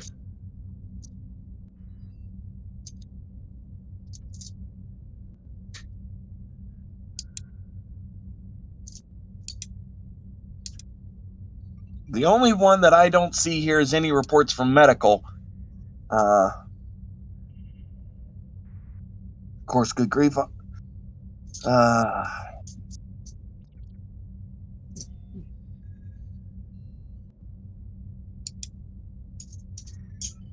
I don't know what the doctor has in stock.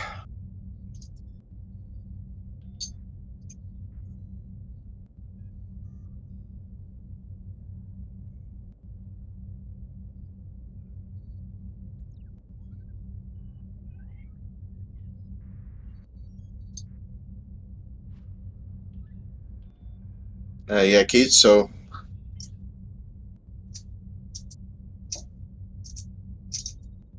Casey will, take the list of stuff on his pad, and I assume we're still, docked to the station, right? Yes. Yeah, he'll just march over to the station quartermaster's office, or whoever manages, supply officer, whatever. Great. All right. Yeah, we could have that scene in a bit. Anybody doing anything, trying to upgrade their systems? Any other roleplay you want to do? I have something. Okay. I'll ship over to your ready room. I was gonna come on the bridge. Oh, okay. I'll go back to the bridge.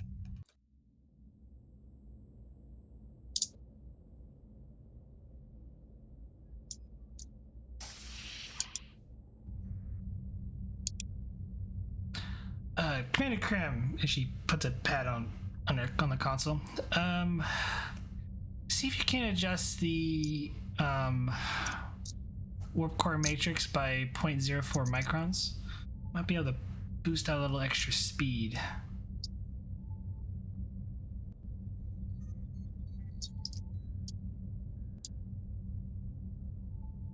.04 microns. Wow.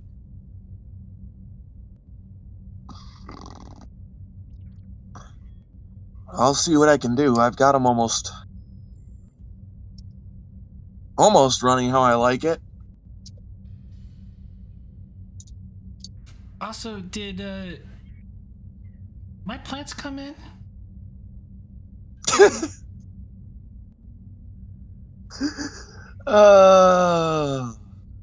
Tuesday, Captain. You're telling Our me the plants that Admiral Haggard, the coffee bean plants that Admiral Haggard personally sent over from the Argo, will not be arriving until Tuesday, along with my trilliberry plants? Oh, I thought you were just referring to the trilliberries. The coffee beans are already being planted in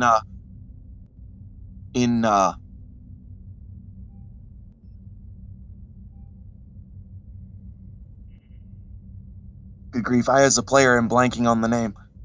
Hydroponics bay. Arboretum? Yes, thank you. The coffee bean plants are already being planted in the hydroponics bay, but your trilliberry plants, they're not going to be here till Tuesday.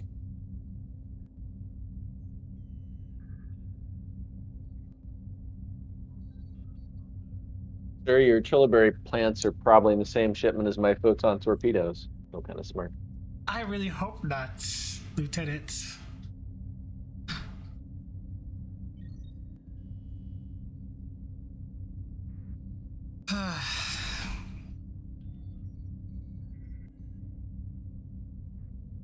What else are we missing, Commander?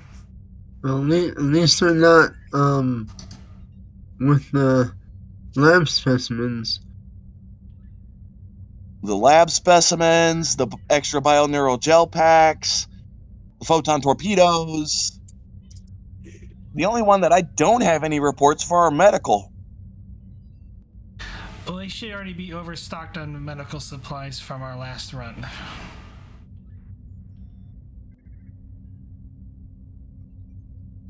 Well, that would make sense.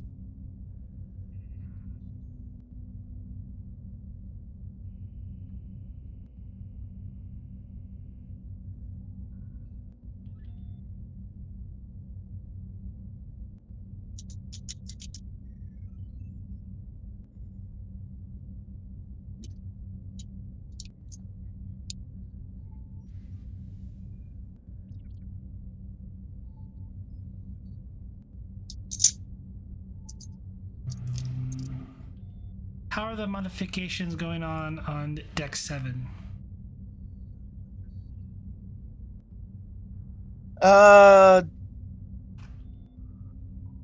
Deck 7 is almost complete. Their projections have them finishing up on Thursday.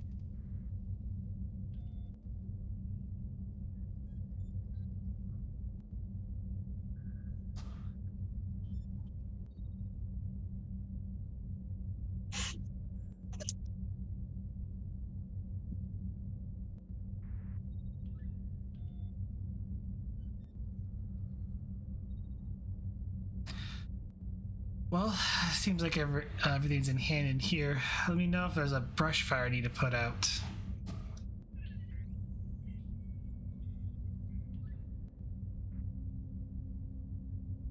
And, Will do, Captain. She heads back into her ready room.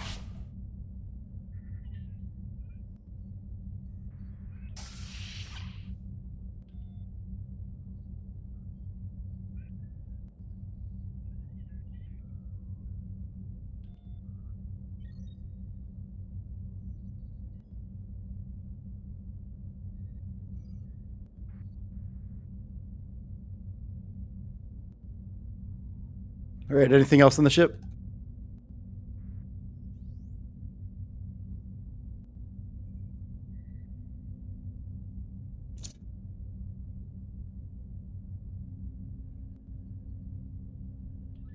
All right. We'll head to Casey here in a minute. And then, like I said, you guys can think of any advantages you want to create before the official launch. But I'm going to set up the Casey scene for a minute here.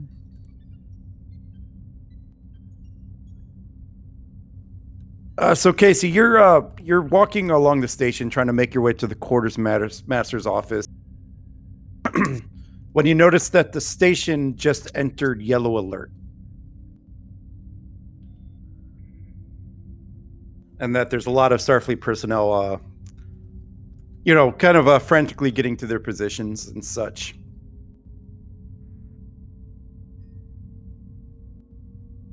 Casey will start sprinting back to the expedition. You just got to the quartermaster when the alarms went off, so you could do whatever you want to do there.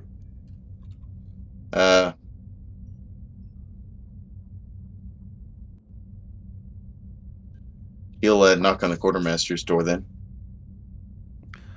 Come.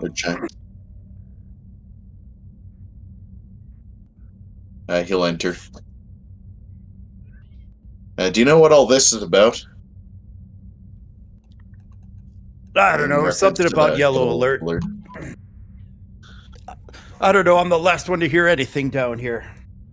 Is there something you came in for? Yes. I should mention that this guy will be a Tellarite. Yeah.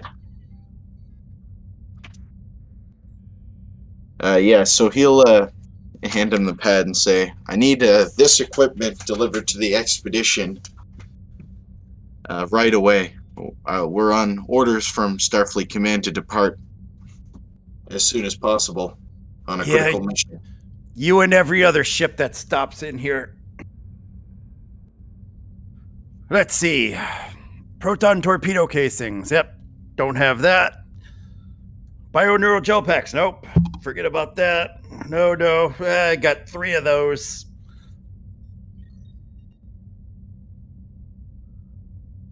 Sorry, can't help you. You're going to have to do a bit better than that. You're a supply officer. Are you telling me you're a supply officer who doesn't know how to get supplies? Listen here, Commander.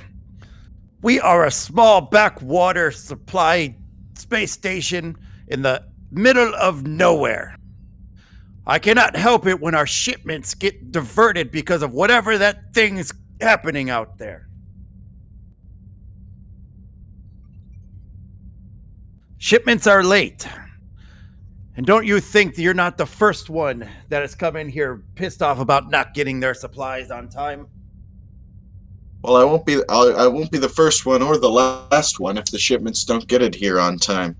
I'm under personal orders of Admiral Nea. This can be elevated to through the chain of command, or you can use your quartermaster abilities and find me this equipment. But we need to leave. Well, if you do see that admiral of yours, I'm going to tell her exactly what I'm going to tell you. I cannot make the supplies arrive any quicker. I can't give you stuff I don't have. Now, if you want to help me out and get the supplies here quicker, why don't you stop that anomaly outside? Anomaly? Is this what the yellow alert is referring to? How should I know? How should you? Well, thank you for this very productive conversation. You'll be hearing from me again, and he'll leave. I look forward to it, he yells as you walk out. Hopefully I insulted him enough. He was insulting back, so I think it worked.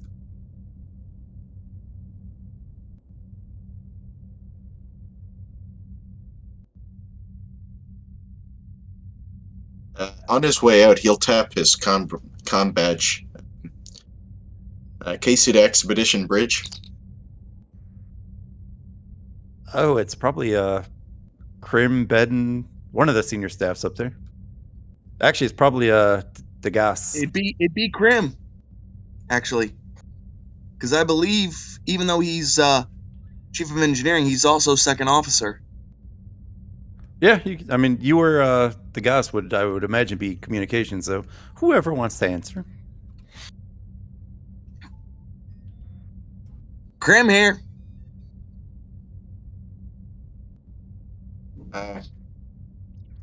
Mr. Krim, this is Casey. The station went to yellow alert. Do you have any information? 1 second, Commander. And I guess I'll turn to DeHaas and just go, anything? Do I know what's going on? I'll give you a control engineering difficulty 1, assisted by the ship's communications engineering. Oh, I thought it was sensors. My bad. Well, you're trying to figure out what's going on, and you're inside the station, so. Sensors.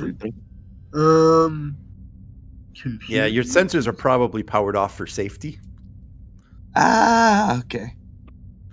You know, let's irradiate everyone who's working on the outside wall. We're probably also computers is in focus. Oh, what was that? Computers is in focus. This would probably be communications. Yeah, I don't have that. All right. Let it rip.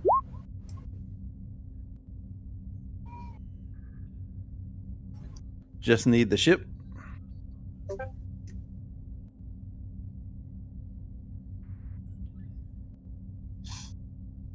Ship was what? Communications engineering. Okay, give me just a second.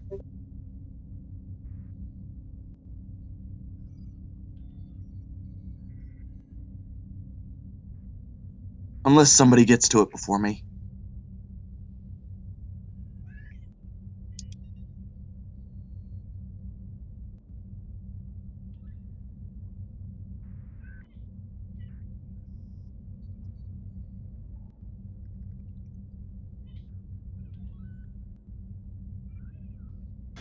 Gain a momentum.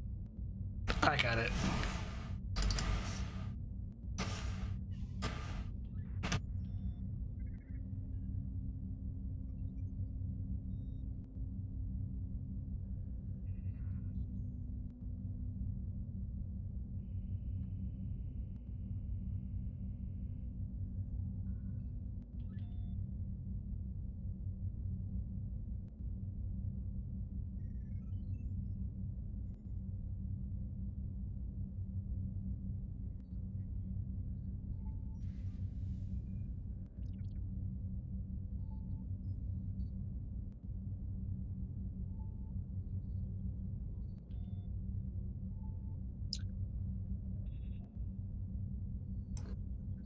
Sir, there's a fleet of ships that have entered station range. They are Antherians? If I pronounced that right. Anerthians, I believe is how They're you pronounce them. Antherians? Oh my god. Okay. I have no idea who those are. You catch that, Commander?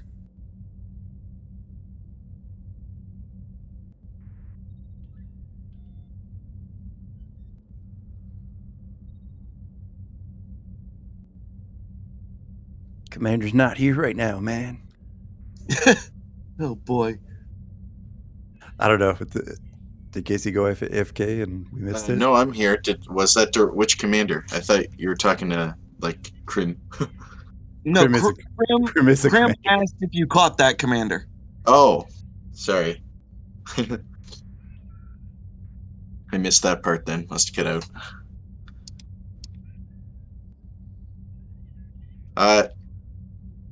Yep, I got that. I'm on my way, and Casey will quicken the pace. All right, we'll resume. Oh, you're still on the bridge. I meant to go to that scene. Oops. We'll go back to the bridge. The only problem with the GM things is like I could switch pages without moving you guys, and sometimes I forget I didn't switch it. Oops. All right, yeah. Casey, you enter the bridge via the turbo lift, which is over here.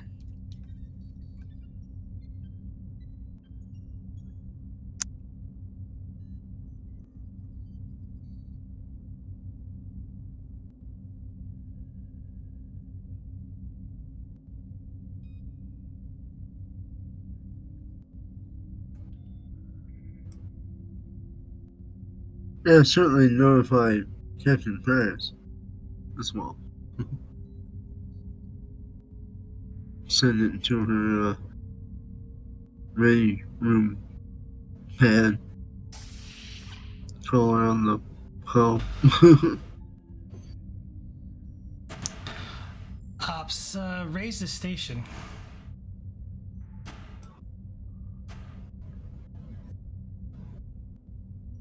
Channel open, Captain.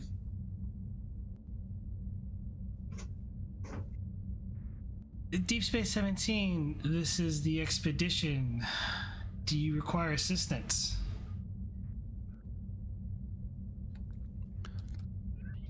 And Vogel will appear on the screen. Not at this moment, Captain. It looks like we have a bit of a situation, but it seems to be a medical one.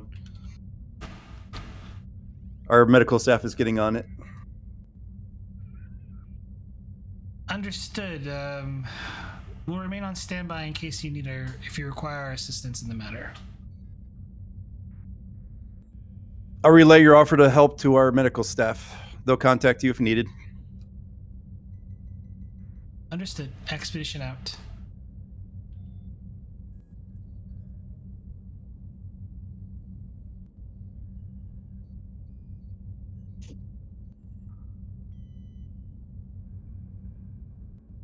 Commander, I want to monitor all communication frequencies just in case the Deep Space 17 notifies us at a moment's notice, and have station crews on standby. Hi, sir.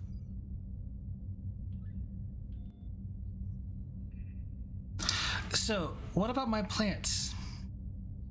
Well, my plant. The Trillaberry plant.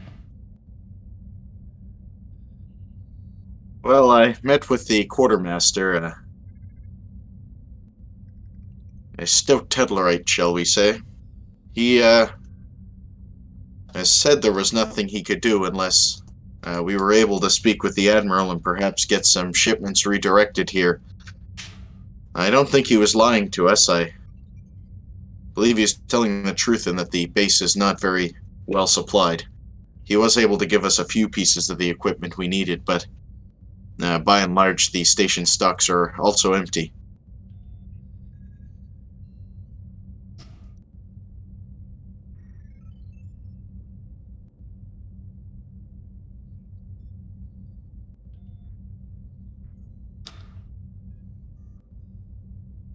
What a shame.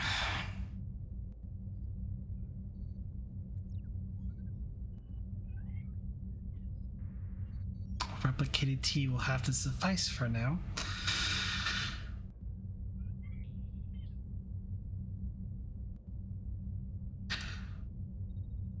Commander Krim, on the missing supply list, would we be able to suffice until we're able to come back to port if we need to? If we have to be out for a month? Well, as long as we don't get into any heavy firefights, Captain, where we're firing photon torpedoes like they're nothing, everything is up to readiness standards where we can deploy, but everything else is just mainly secondary. Even those extra photon torpedo casings. And, of course, your plants. Yeah, we're gonna probably have to make a pit stop on that. Do you happen to know what ship the equipment is coming on?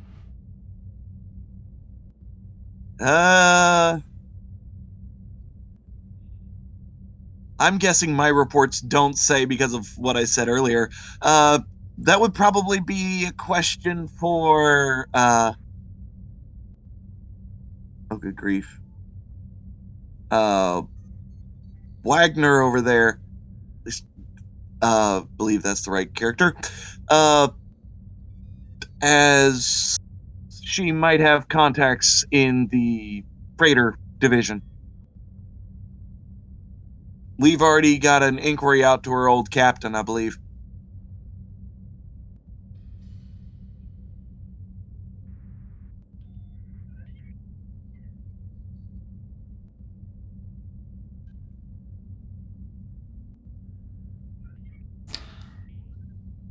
I see. Lieutenant Wagner?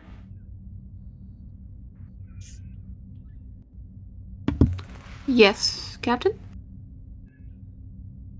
You wouldn't happen to know by chance where the supplies are coming from?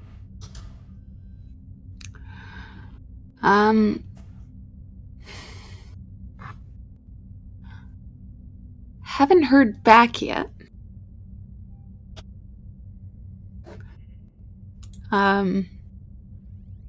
If you want, I can send him another note.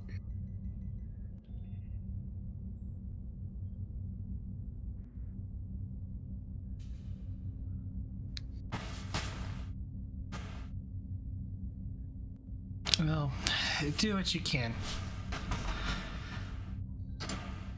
Commander, notify me if anything changes with the station. Yes, Captain. And Captain Price is going to go talk to an admiral.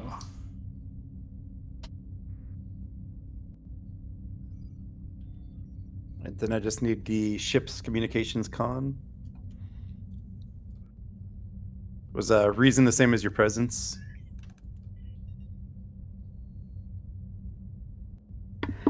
No, it's not. Sorry, it's one worse. My bad. Force of habit from playing Nadon so much. Everything's reason, yeah. So is that even a hit? what would it be? No, it'd be a 13 be the max, and that's a 14, so no. All right, so you don't get the assist then. So your contacts have no clue who's bringing freight out this way, because this is not the sector they work.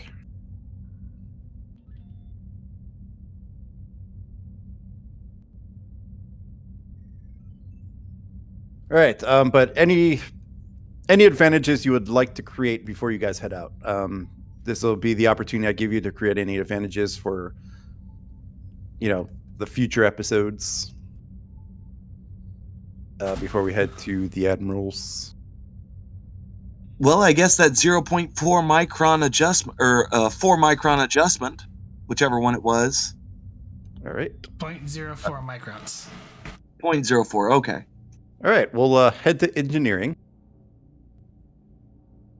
I only saw the one supporting character of Sokolov in your sheet, if I'm not mistaken.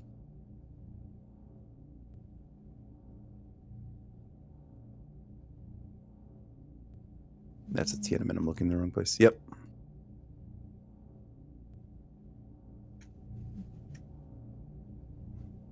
All right. So go ahead and do some ordering your personnel around, and we'll go ahead and get you a roll.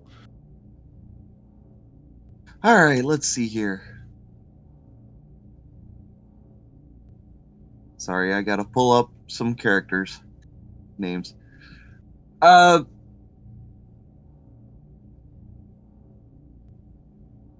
Hey, Sokolov, would you gather around the engineering team? Make sure you've got Rockefeller, too.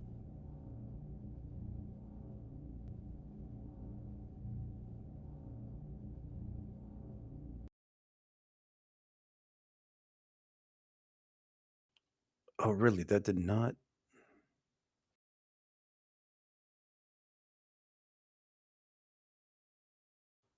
repeat?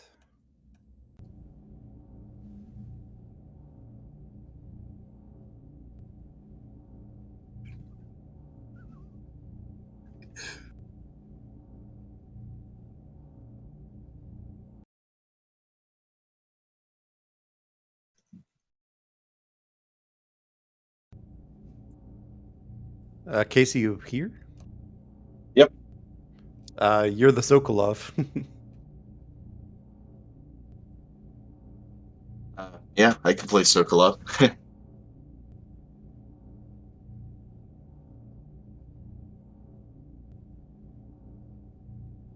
Was he doing a roll? Sorry. No. I just told you to gather up the engineering team and make sure Rockefeller was here, too. Oh, okay. I only heard the Rockefeller. Sorry, I'm losing it, I guess. Yes, Commander.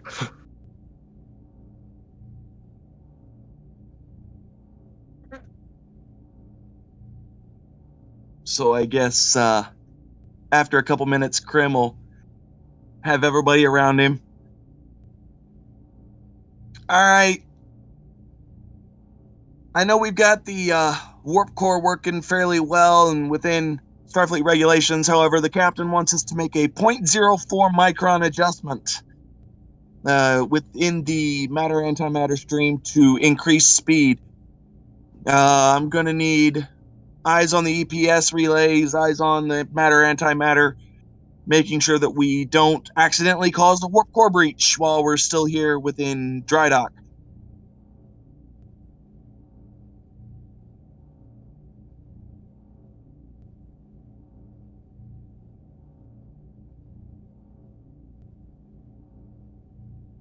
Sokolov, you're with me. We're going to be doing the hands-on because this is a very precise adjustment.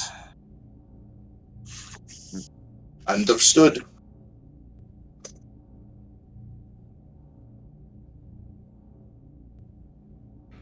Give me a second. Rockefeller. Yes, sir. You hear a yell from the upper portion.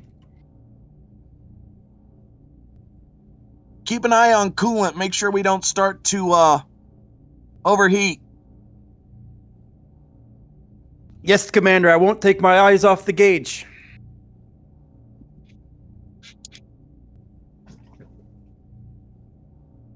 Thank you. And Krim will grab his engineer's kit and head towards, good grief, I guess it's wherever the main adjustment area.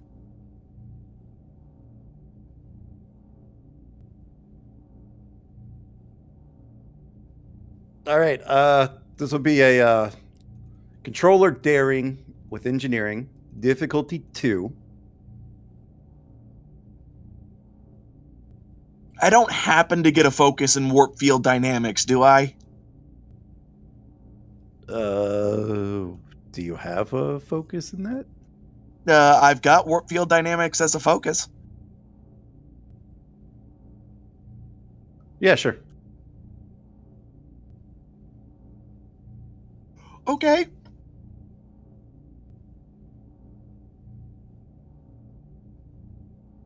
And you know what? Take one threat.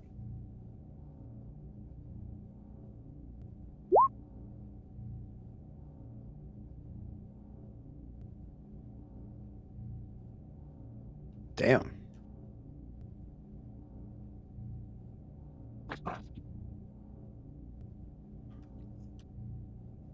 Yeah. So, you and your team get to work adjusting the microns, or adjusting the warp field or whatever the heck you're doing. Yeah, adjusting the matter-antimatter stream that controls the warp field. When up at the coolant console, you just hear a console start to kind of fizz, and you just hear a yell, "Ah!" What's wrong, Rockefeller?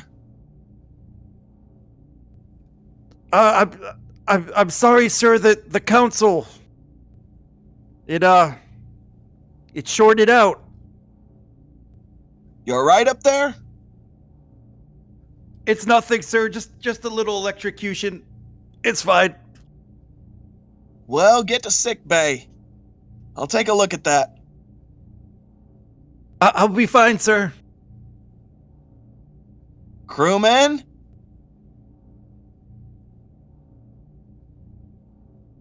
I said sick bay. Yes, sir. And then I'm gonna go take a look at the console. And yeah, one of the panelings on the console has exposed wires that are a little singed. Okay.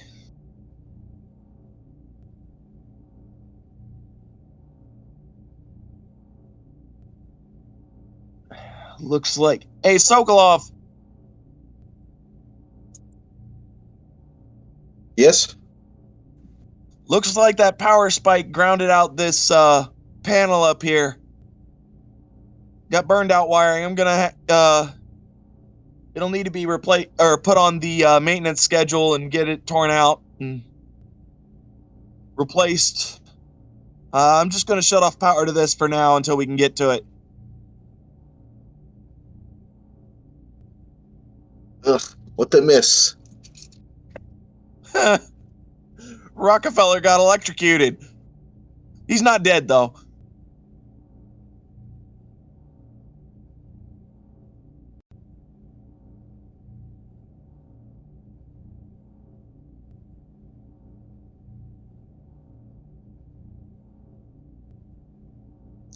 Yeah, Sokolov will just like start doing up like the maintenance schedule as they see their ever piling workload. Yeah, I won't make you roll for the console. It's pretty easy to fix. But yeah, you're able to get the speed boost should you need it. You know, you could prolong your max speed for, probably an hour or two. Back on the bridge, so I believe each of you wanted to calibrate something. I believe Wagner was calibrating the neural interface. DeHaas wanted to adjust the sensors. Biden wanted to adjust his pew-pews. So for all of those roles here, it's going to be control or daring. Wagner, yours would be control con. Biden, yours control or daring security. And DeHaas would be control daring with science.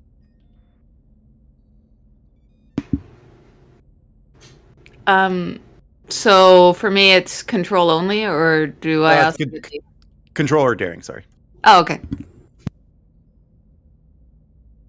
How many do we need? Be diff 2 for all of them. It's just advantage creating, so.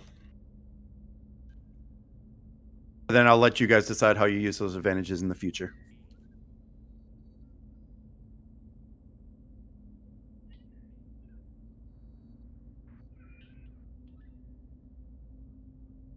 Which I'll allow you to carry over to other episodes if needed. Give me one threat.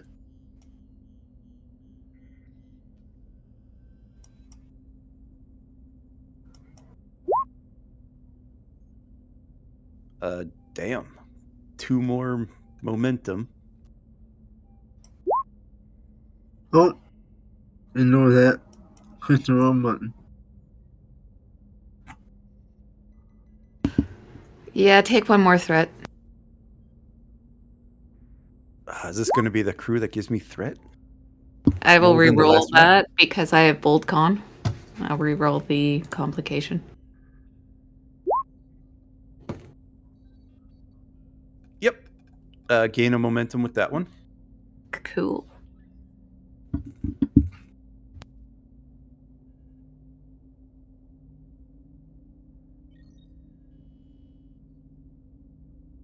I just need a Beden's roll. Beden just got back. What are we rolling? So to adjust your pew-pew firing angle type stuff, controller daring with security diff 2. And I'm just treating it as if you're creating an advantage that I'll let you use in the future. Okay. Even if it's in another episode. You'll regain this one. Gotcha. Okay. Shipboard tactical systems for focus. Yeah. Okay. I'll burn a momentum. All right, gain 2 momentum off of that. In Casey, were you doing anything? I can think of anything in particular. I guess I don't really have a department. Okay. Anyone have any suggestions?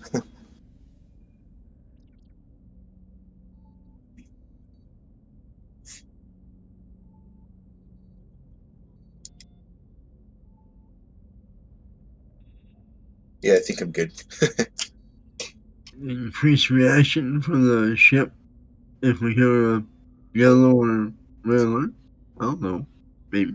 Yeah, maybe that could be good. Like maybe Casey will just review procedures and try and like increase efficiency in terms of like SOPs. Okay. Give me insight or reason with command difficulty 2.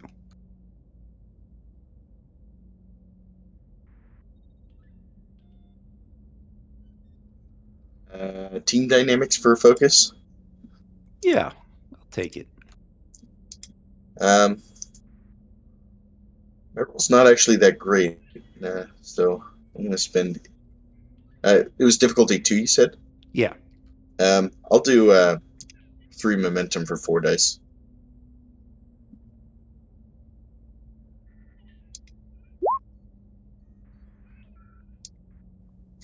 Wasn't Not need that that. good, huh? It's only a 13, but I mean, when you roll a 1, a 3, and another 3. So you gain 5 momentum from that, so I'm pretty sure you got floating at this point.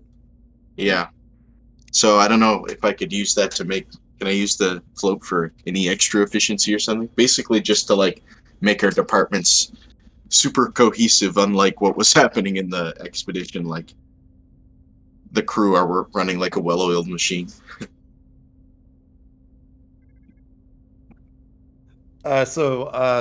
Yeah. So you're reviewing the reporting procedures of damage and stuff. Ensuring that what happened on the expedition, where there was a lack of communication, doesn't happen. You pretty much have everybody. You pretty much worked out a system to integrate every head department's reports directly to your office, so that you'll have and know every report even before it's given to Starfleet, or even before it's like finished being sent. You'll have it.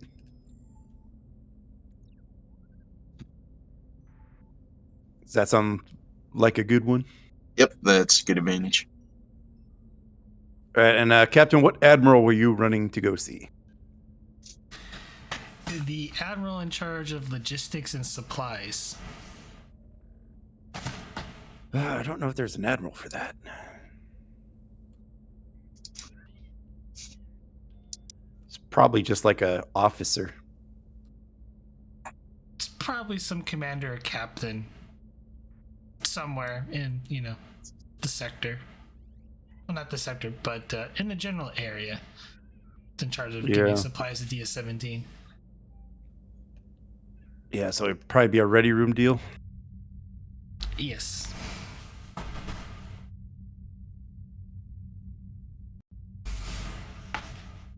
All right, and on your screen appears a Lieutenant Commander Rosen.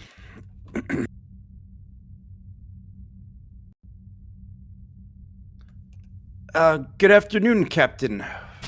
What can I do for you? This is really irregular. I'm not used to receiving communications from anybody. Commander, I have a bit of a supply issue, and one of your convoys to DS-17 that has a number of one of our supplies that we really need, that's going to be late by the time we ship off. I needed here yesterday, Commander. As you can see, we're in a bit of a problem. We have a bit of a pickle here, and you're the only person that can help solve this. Do you know what ship it was?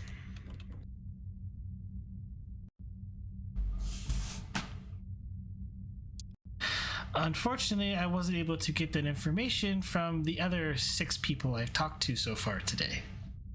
Do you know what's on it? Torpedo casings, bioneural packs, and also a set of trilliberry tea plants. The Tula berries, yes. That was the odd item. I remember your ship. It's the SS Malargo. Yes. Can you tell me what the holdup is? Go ahead and give me Presence Command difficulty 2. Persuasion for a focus? Yep. Take a threat, because I might get hostile. Ah. Oh. 2 float. In 2. So 2 float. Yes, I see. 17, that's around that Ebon Expanse area, right? It's nearby, but would not affect supply shipments going to the station. Yeah, I ordered most of those ships to give that Ebon Expanse a wide berth, just to be safe, to make sure the cargo gets there. Is this ship coming from the Tholian border? Because I really highly doubt it will travel anywhere near the Ebon Expanse. It is coming. Let me go to the fleet map really quick. Find random starbase.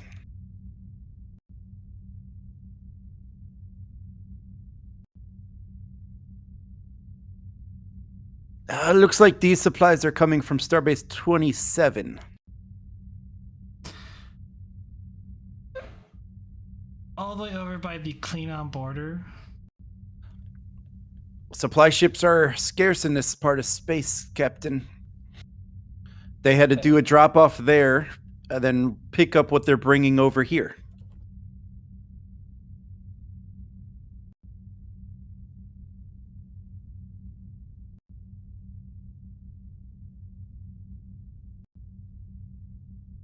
They should have left Starbase 27 a couple weeks ago, so they should be almost there.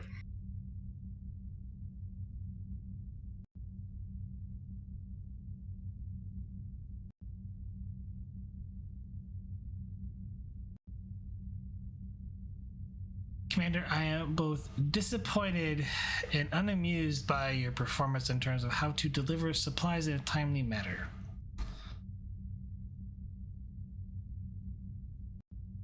Well, I'm sorry to hear that, Captain. I wish there was something I could do. I could only make these convoys go... I can't make them go any faster. I can't break the laws of physics. I'm not asking you to break the laws of physics, but please tell me you didn't give them some weird routes that would add unforeseen extra time to their table. Of course not. I understand that these supplies are important, but sometimes delays happen, Captain. It's just the reality of the space we live in.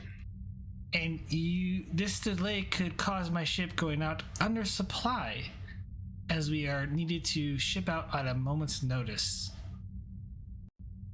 I mean, I guess you could ask your commanding officer to delay your launch until you get the supplies you need. Do you realize who you're talking to, Commander? I'm sorry, Captain. I don't deal with people who have complaints like this on a daily basis. I sit and work in an office all day, trying to ensure requisition orders go out in a timely manner and finding the ships to do it. Commander, I would like to know the exact location of that supply vessel in case I have to go out and pick up the supplies myself. And you kind of see her hesitating on giving away the ship's position. I'm sorry, Captain. I'm going to spend thread on this.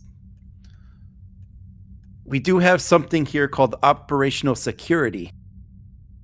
This may not be a secure line, and I could be putting the shipment in danger should I give away its position.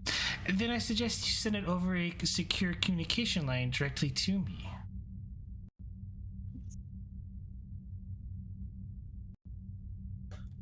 Give me Presence Command Diff 3. Well, we have momentum. I'll give you a threat. Persuasion? Yep. Spend 2 momentum and 1 threat and give you a threat. I'm gonna reroll the 0. Ooh. Right into a complication. Does it stand? No, squash. Darn it. All right, Captain, but only if you promise the safety of the crew. I will not harm the crew. I just want my supplies, Commander. The last I heard, there were pirates operating on their path, and I just want to make sure all my supply ships get there safely. Well, I will double make sure that the supplies get there safely.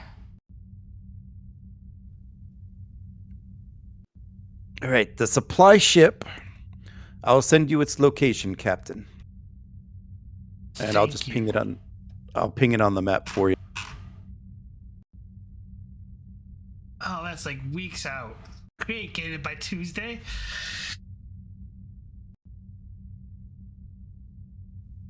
They have a warp 8 engine, Captain. They should make it.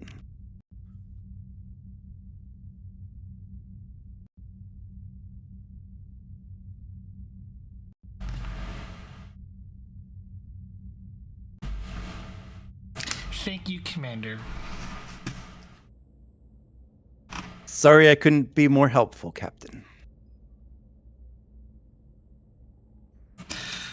Goodbye, Commander. She closes the communication.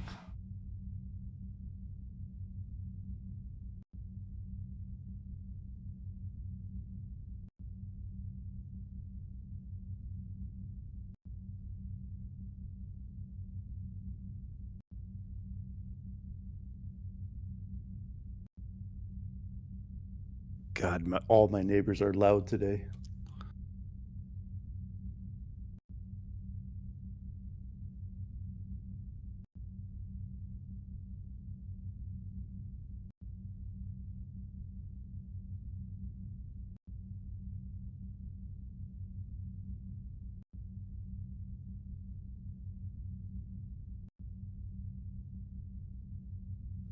All right. So what are you guys doing? I'm going to dig up any reports on pirate activity around the area of that supply ship. Yeah, I was really just referring to whatever the we're dealing with. The Gungar. But I think they dealt with that. Yeah, they did. But as a supply officer, she wouldn't know. Probably didn't have it. Probably has a very outdated security report.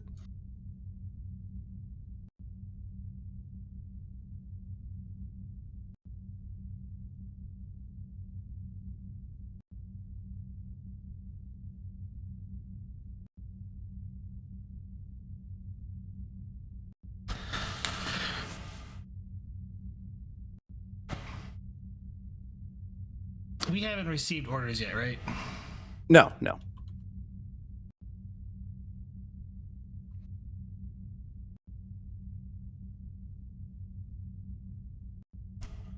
Sir GM is upset with you.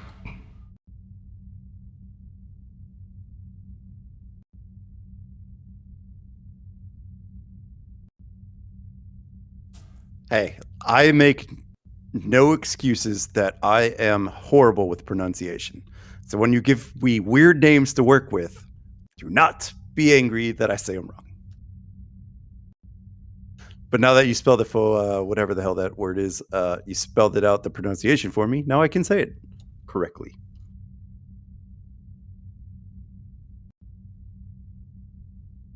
All right, so that's all the advantages created.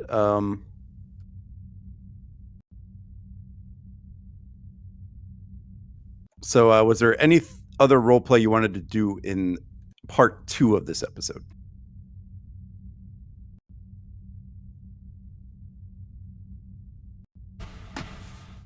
Because if not, we will enter the next scene and part 3 of said episode. Unfortunately, nurse my tea addiction with coffee.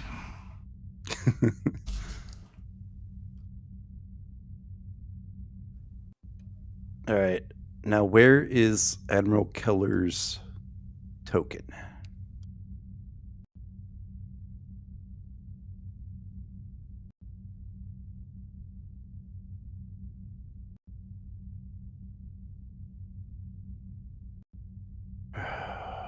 It's not in the Admirals. Miscellaneous? No.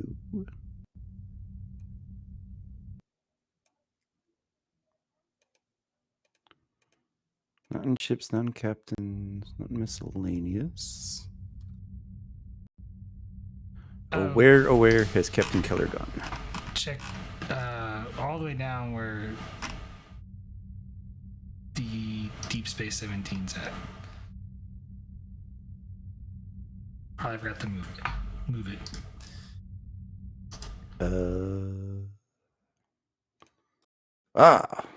Player characters. There he is.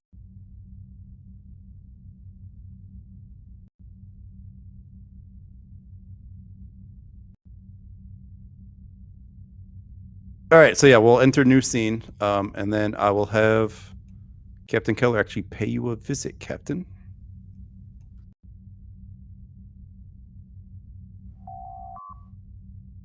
Enter.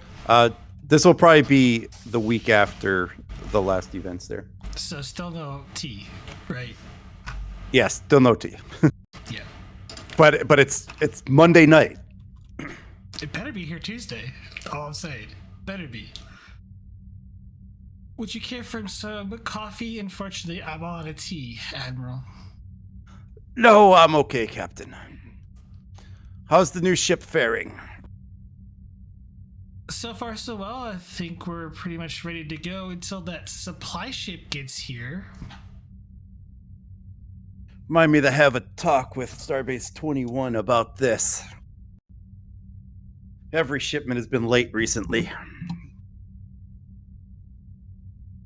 You should have a talk with that supply officer that runs the logistics of it.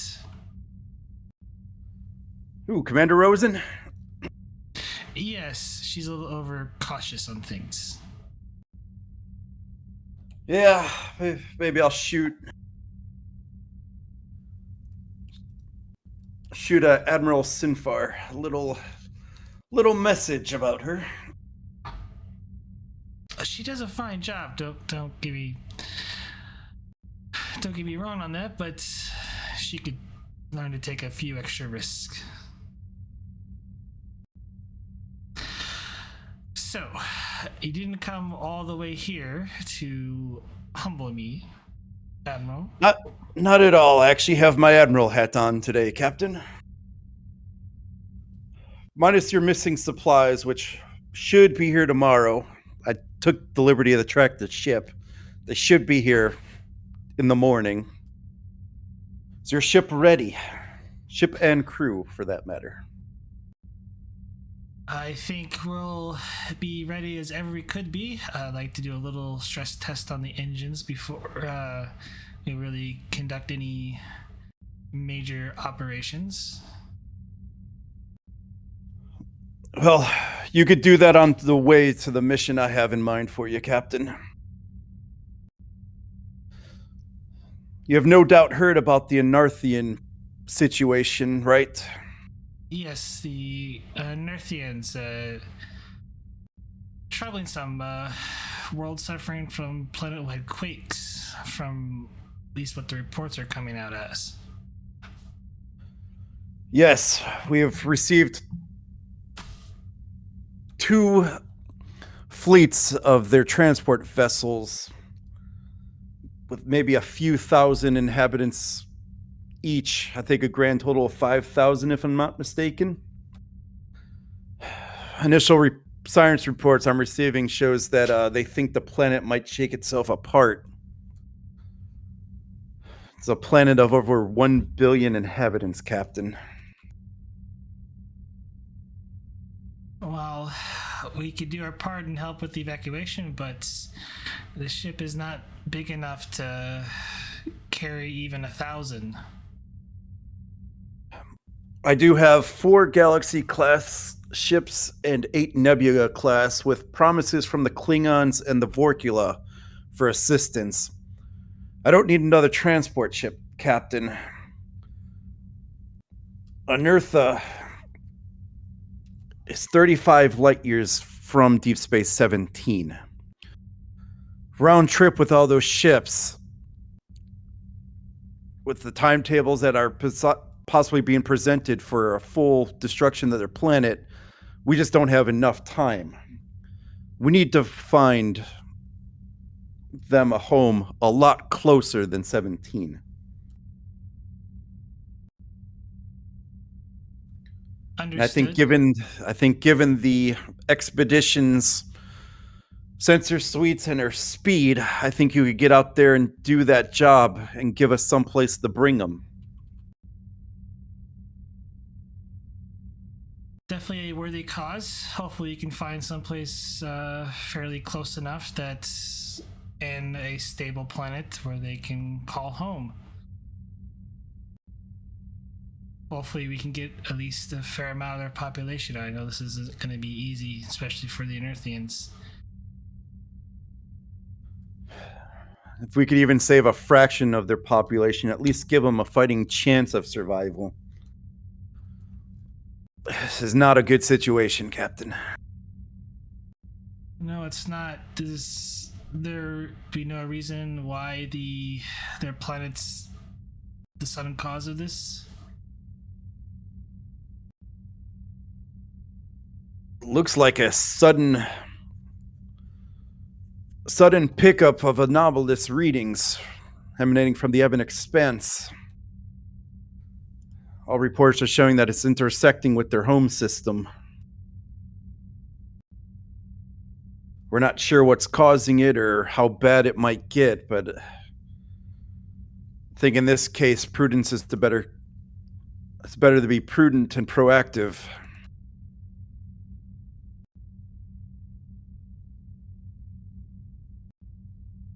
Understood. As soon as the supplies get here and they get loaded onto the ship, we'll ship out. Thank you, Captain. If you have any issues, be sure to let me know. This is a very important mission, Captain, and if your ship can't handle it, I might have to divert the Tiananmen.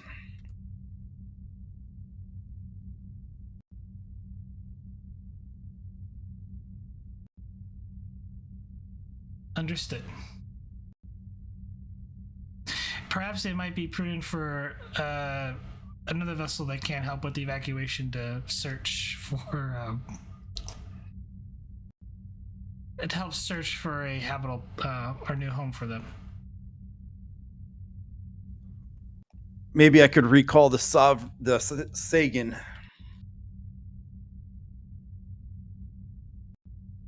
It might be a bit too far out, though. Maybe the Monitor.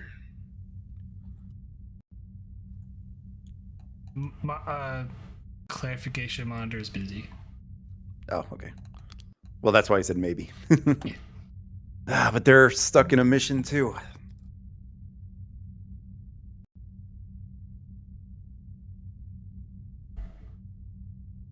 I'll look and see what ships I have available, but right now I think you're all I got, Captain. Every other ship is being diverted to assist with the evacuation. Well, we're also reassigning the Gungnir to that operation too.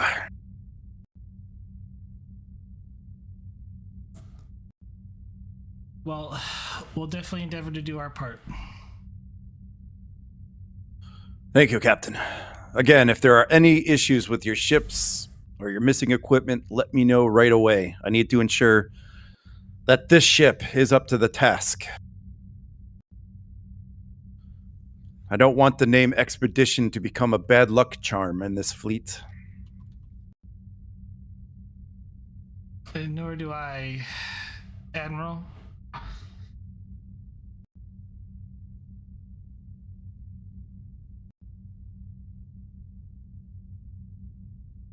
Very good, Captain. You have your orders. I'll let you get to it. And good luck yourself, Admiral. I know this is not going to be easy. I've gone completely gray now, if you can't tell. Starting to look like old Haggard. Just means you're wiser, sir. Hopefully that's true, Captain. Hopefully that's true. Well, I've delayed you long enough. Good luck, Captain. Thank you, sir.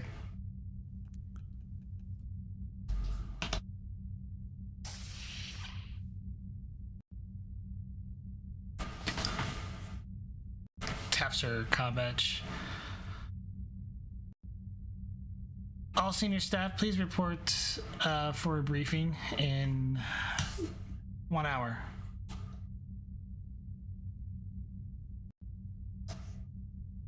All right, for time constraints, we'll say the hour passed already. Feel free to start moving your tokens in.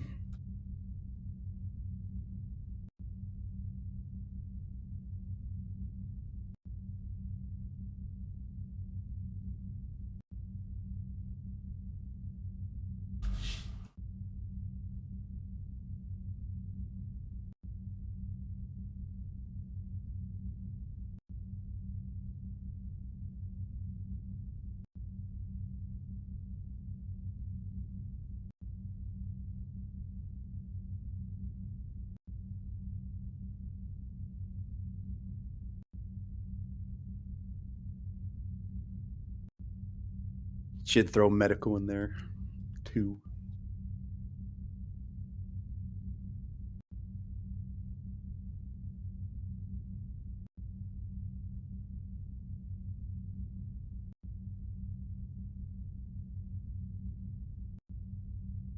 All right, Captain, your senior staff is assembled.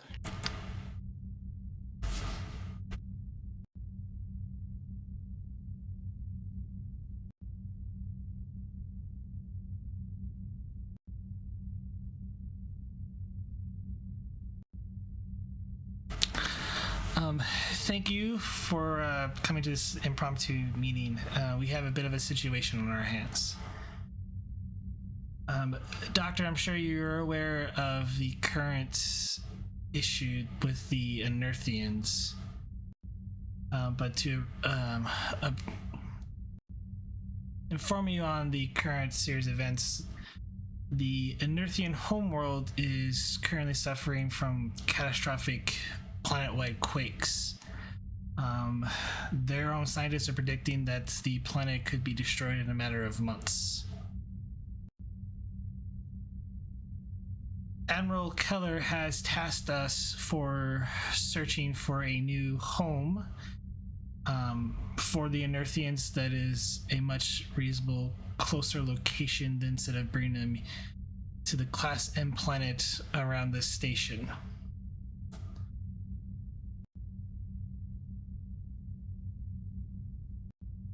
Commander Krim, as soon as we disembark, and Lieutenant Wagner, I'd like to conduct a stress test on the warp engines. We're going to be pushing her to her limits as we try to scan every system that we can to find a suitable home for them. Commander Casey, the supply ship, from what I'm told, will be here tomorrow morning. I want those supplies offloaded that ship and in our cargo bay as soon as possible. Aye, Captain. Lieutenant Bedin, what's our status on weapons?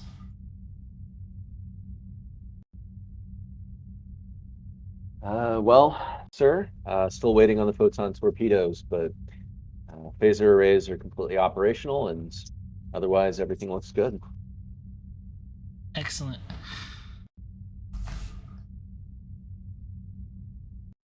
Lieutenant Gahas, am I saying that right? Because that's weird. Yeah, I think that's closest.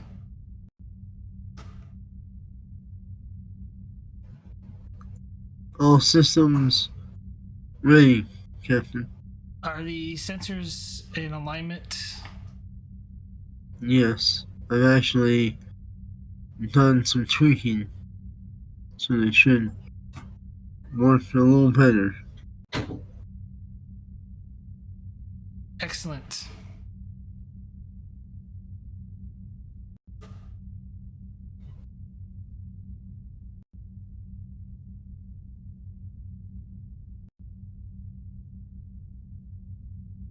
This is going to be our first mission with a fully crewed ship.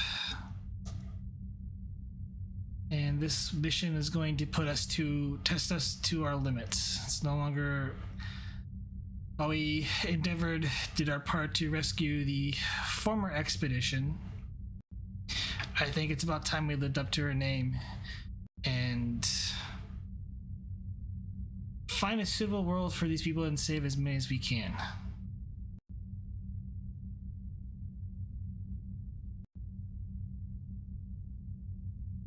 Any questions?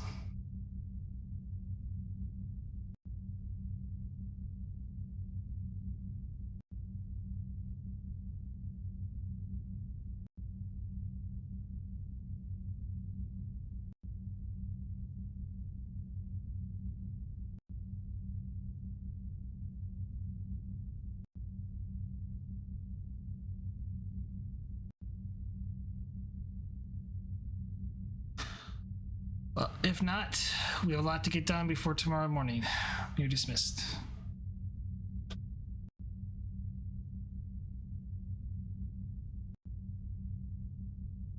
All right. So tomorrow does eventually come. And the supply shipment arrives first thing in the morning, like 0600. So, you guys start a long day of unloading the cargo ship, loading them onto yours. So that takes probably all morning. So it's probably close to midday when the ship is fully loaded, the crew is on board, and you're ready to.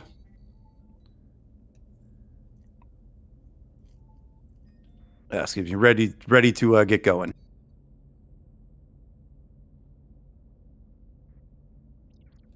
And Krim, are you going to service engineering from the bridge or engineering? Since we're going to be doing a test run of the engines at the higher speed, I'll probably be in engineering. Okay, just so I know where you're at. Yeah.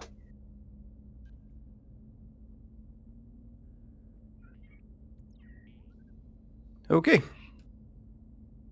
We'll enter a new scene here.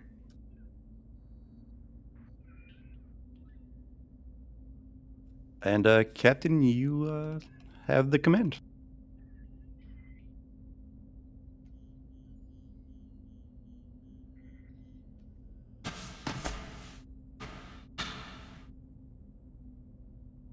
Commander Casey, if you would do the honors.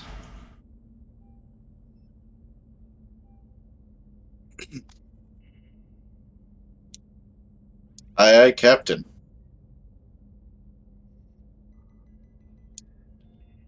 He'll stand up and step forward a bit.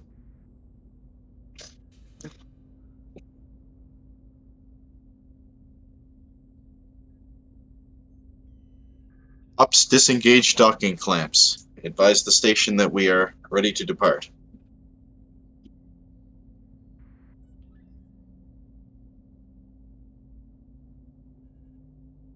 Station confirms ready to depart, Commander.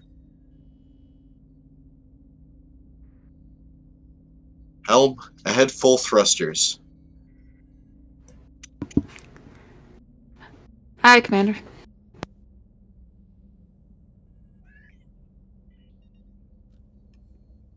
Daring Con difficulty 1 since you went full thrusters. Assist by engines con. Well, daring or control, I should say.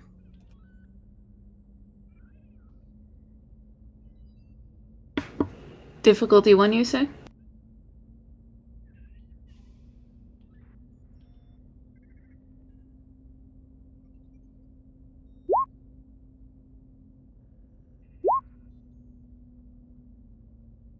Then just engine cons for the assist.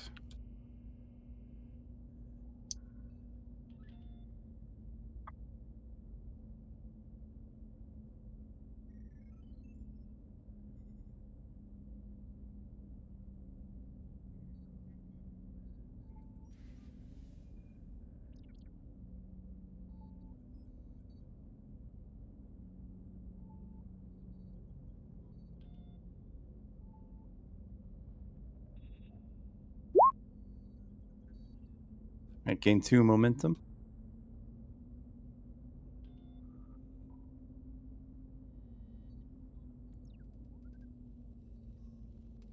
All right, and after probably about 15 minutes, you finally reach no, probably not that long, maybe 5 minutes or so. You get to the threshold of the station, and you exit it and move about 50,000 kilometers from the station.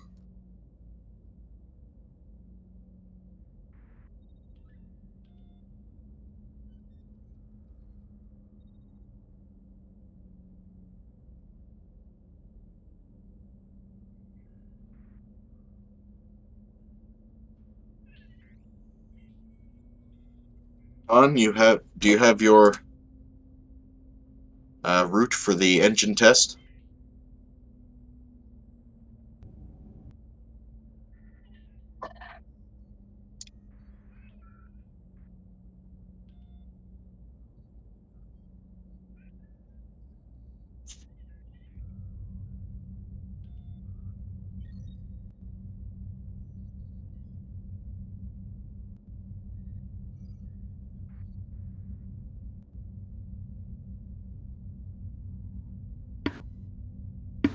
Sorry, could you repeat? I was distracted for a moment. Sorry.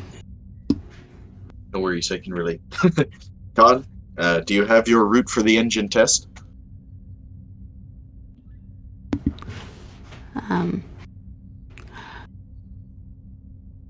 We do, Commander. Yes.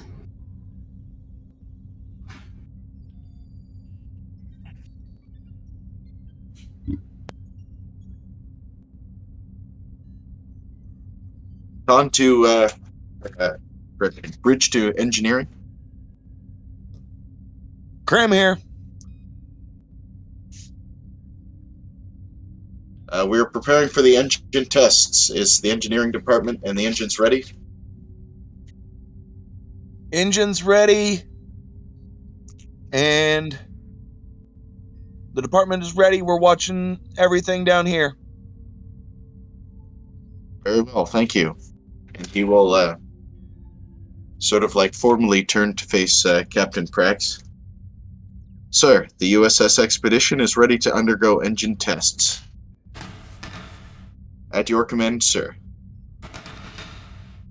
Helm started off at max cruising speed, warp factor 9.975.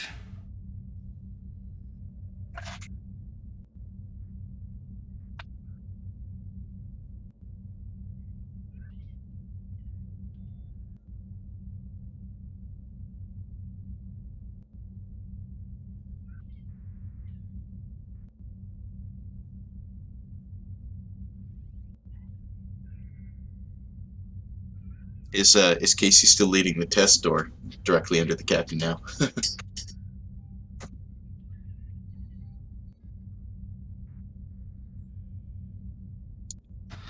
You can add to it. Sure, I'll give a little flair. Are we setting a course for the warp? Yep. Con, set engine speed, warp 9.975. Hi, Commander. And I'll try to lay in the course and set the engine speed.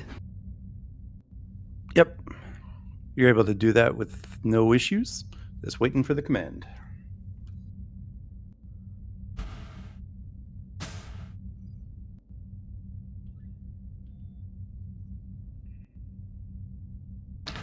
Engage.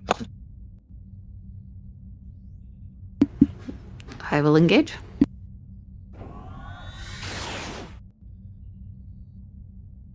They don't have the slow Voyager one. But yeah, you hear the wind up of the warp nacelles, and then entering warp at the max cruising speed.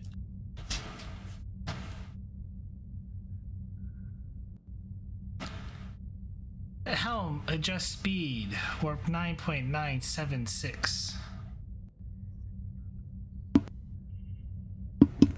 Adjusting speed, Captain.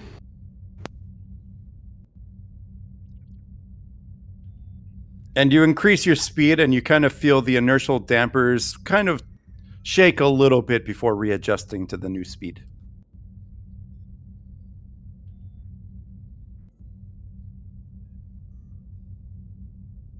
And I guess in engineering, Krim goes, Rockefeller, watch that coolant temp. Sokolov, watch the matter-antimatter reaction. I got it, Commander. Don't you worry. I won't get electrocuted again. Yes, Commander.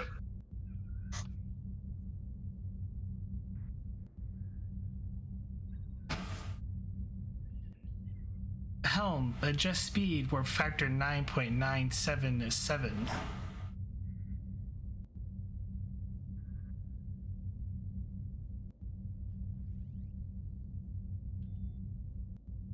And as she makes the adjustment, the ship kind of shakes a little bit more last time, possibly to the uncomfortness of some of the younger crew members on the bridge.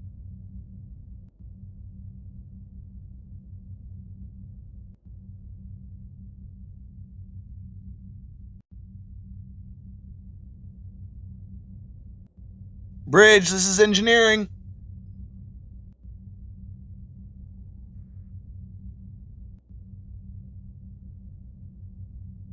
Rich here, go ahead. Warp engines are struggling a little bit at 7-7. Might be able to maintain it, but not for long.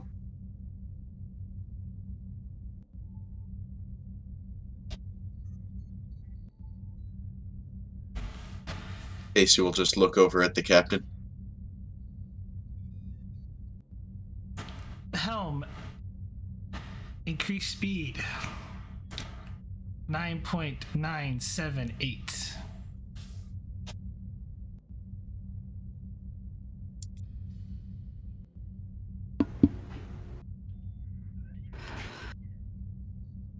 Increasing speed, 9.978.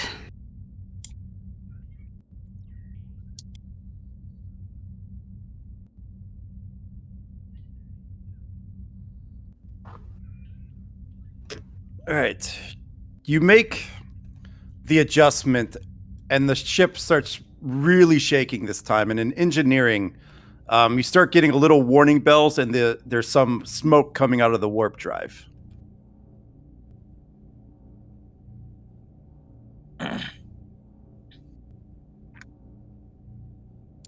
Okay. I'm going to And try and Rockefeller will yell, "Captain, the coolant's running a little hot." Or Commander, the coolant's running a little hot. Understood. Bridge, recommend decrease speed. We've got some readings at this speed. I need to see what I can do to adjust. Coolant's running hot.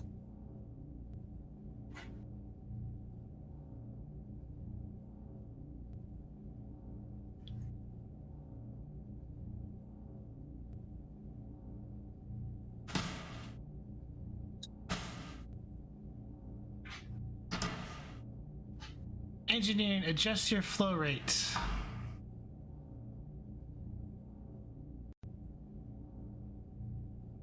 Okay, let's see.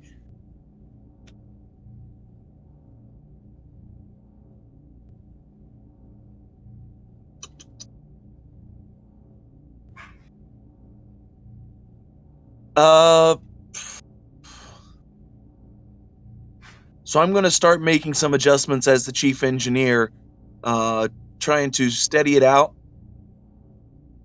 All right, give me daring or control engineering difficulty 2. Okay.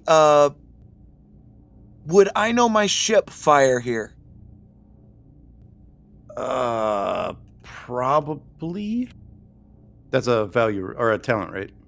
Yes, that's a talent. It's whenever you attempt a task to determine the source of a technical problem with your ship, add a bonus d20. This isn't really a technical problem. You're just trying to maintain the speed. Okay, that's why I was curious.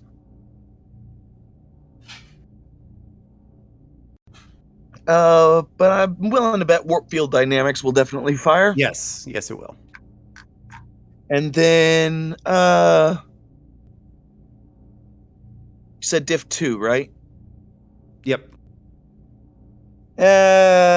Take a threat.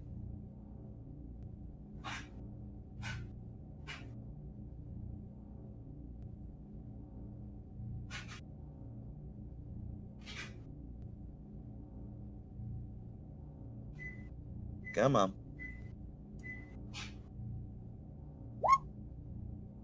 There we go. Oh. Into a complication, huh? No, actually, the first roll would be correct. Because. Oh. And then I only get to roll 1. Okay. So you have 2 complications and 1 success. Yeah. Wow.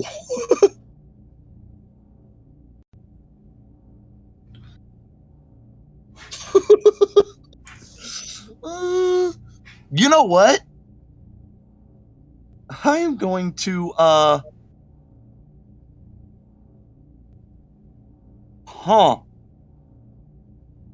like to use my determination on the value I will protect my shipmates or nothing is too difficult to re-roll the other two. Yeah, that's fine.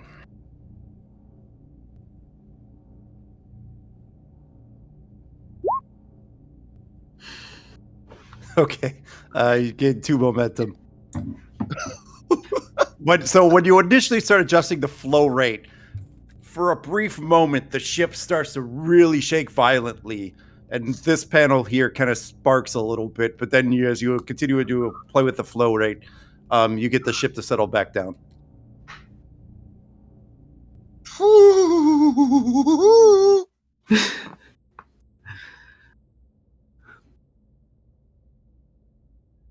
What's the readings, Rockefeller?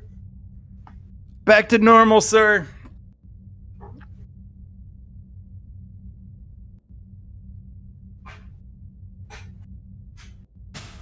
Bridge requesting speed control transfer to engineering.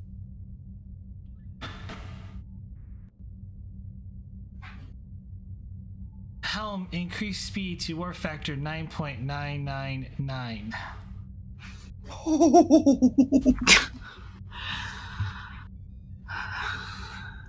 Well,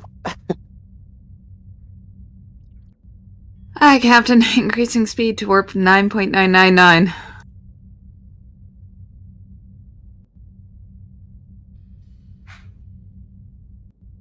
And as you increase, the ship starts to shake up and down as the inertial dampeners aren't able to keep up with it just yet. And in engineering, you guys are really feeling that shake of the inertial dampers. You definitely need to work at those, otherwise you're gonna rock the ship apart. Yeah. But yeah, everyone on the ship is basically like bouncing up and down by like a good 6 inches or so. It's not a fun ride. Yeah.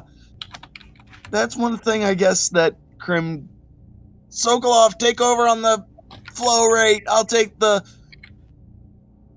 inertial dampeners.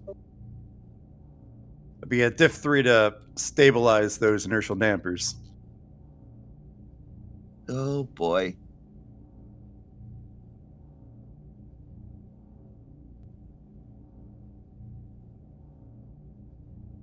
Oh, good grief. 2 momentum, 1 threat. And oh, good grief. This will be daring engineering, I think. Yeah, it doesn't really matter which one for me. Good grief, I don't have a focus in this one, I think.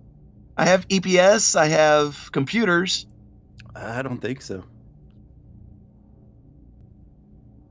And warp field dynamics is definitely not going to help. I don't think so. I think these are a separate subsystem. Yeah. Well, here goes.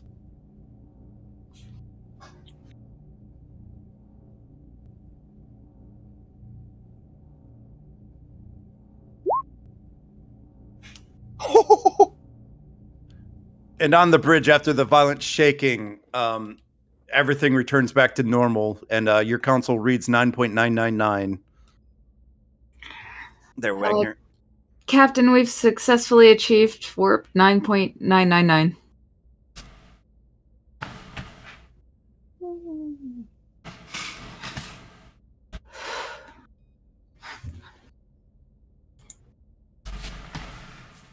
She looks to Casey.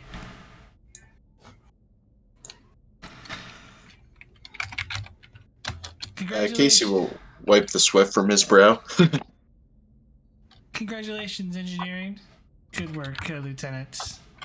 Throttle back to warp factor 9.975. Alright, Captain, dialing back to 9.975.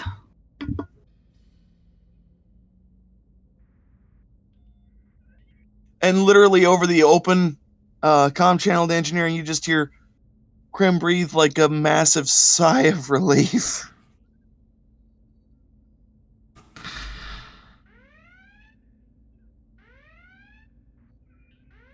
Uh-oh. Report.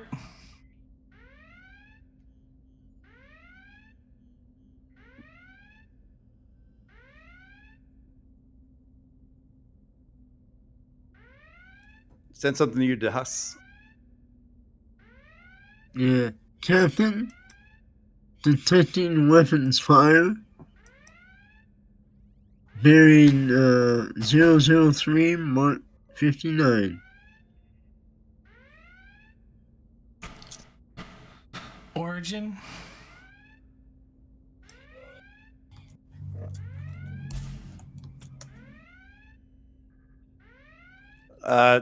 I got the origin. I'm sending that to somebody else right now, Okay. just to get more people involved in the RP. Captain, we're detecting an Earthian distress call.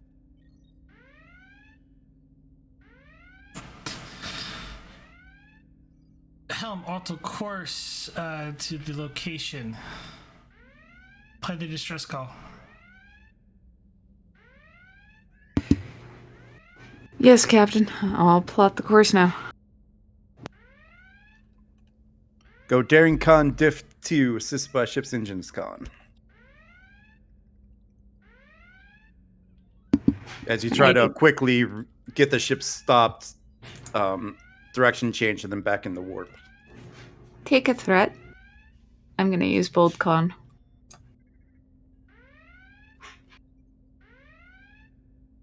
I just need engines con.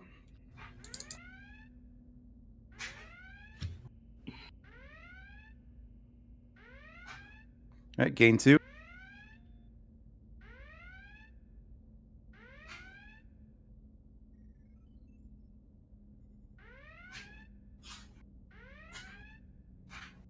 Ooh.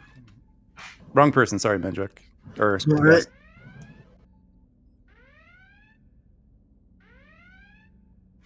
There you are.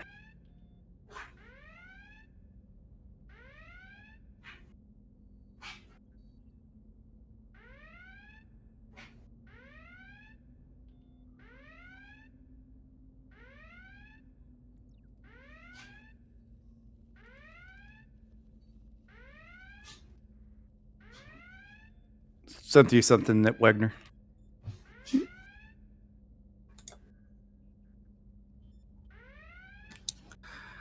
We should be there, Captain, in about 15 minutes. Understood.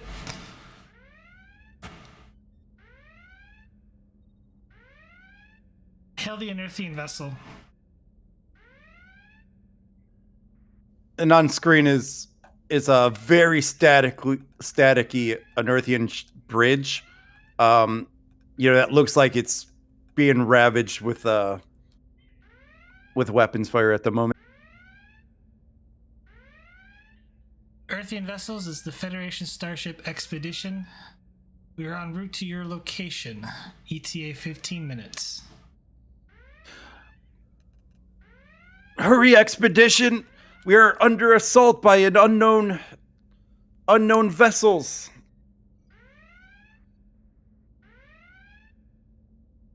Our engines are offline. Our shields are failing. Main power's about to go offline. Helm, increase warp speed factor to 9.999.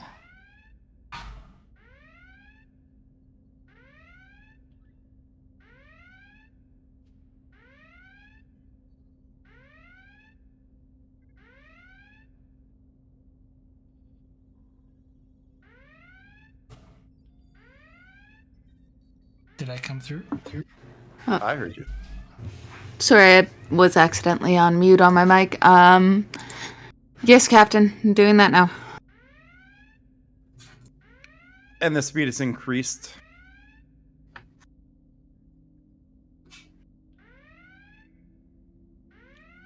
And you get there, probably cut the time in half, and we'll just jump to the the warp exit. You drop out of warp and you see one of the Anerthian-style transport ships surrounded by 3 very familiar small shuttle-like ships. Casey, you recognize these instantly.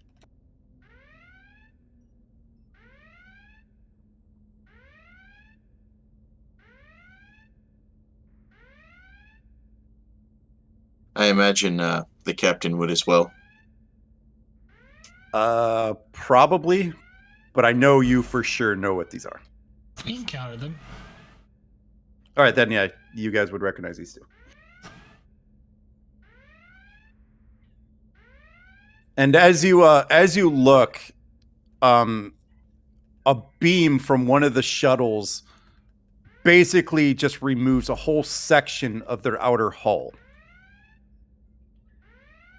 And then you see explosive decompressions from that section as they literally just almost looks like they transported the hull right off the ship. Helm, lock phasers. Sorry, tactical lock phasers. Helm, move us within tactical position.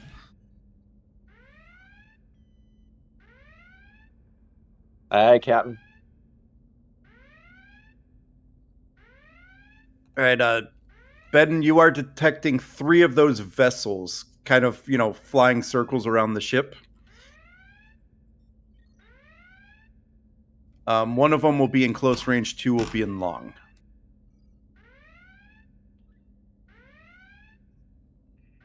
Clarification: Gotcha. Are they in close range of the 2 that are in close range of each other? Are they in close range of the? They're in close range of the ship, but not of each other. Like they're in close range of the transport, but not each other. They're kind of flying a circle around that ship, and are just taking turns with their beams.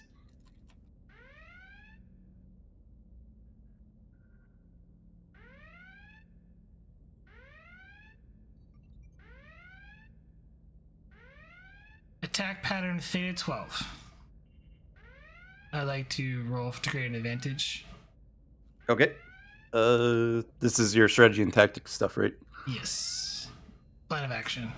Yeah. That'd be reason or insight command or security.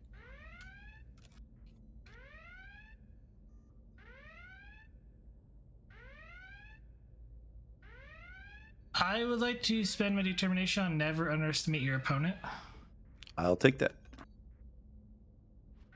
And I'll give you threat, and I'm going to spend 1 momentum. I'm going to see if I can't generate some momentum here.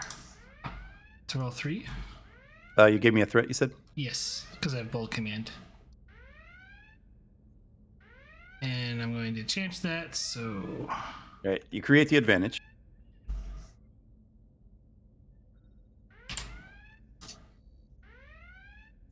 believe it's 2 momentum generated. Is it a diff 0? It should be diff 2.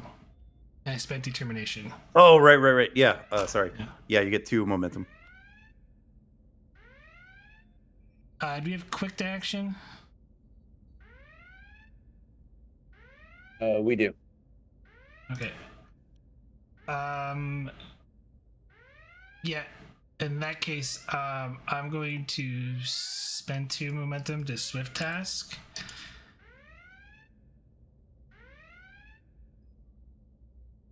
And have Wagner go to put us into an attack pattern. Okay, so you're swift tasking to direct her to attack pattern? Yes. Okay.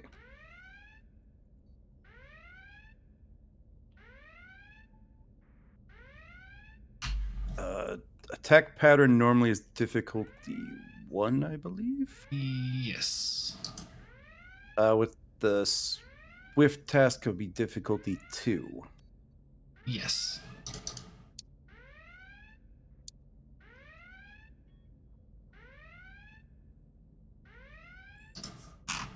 Let me grab my book really quick.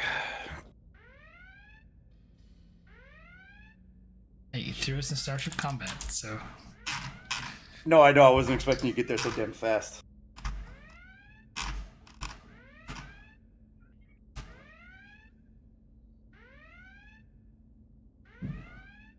That changed the outcome of this.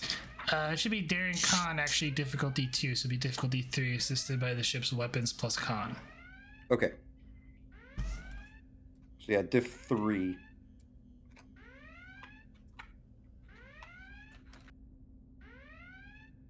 And I will say, if there's any possibility to use determinations, now's the time.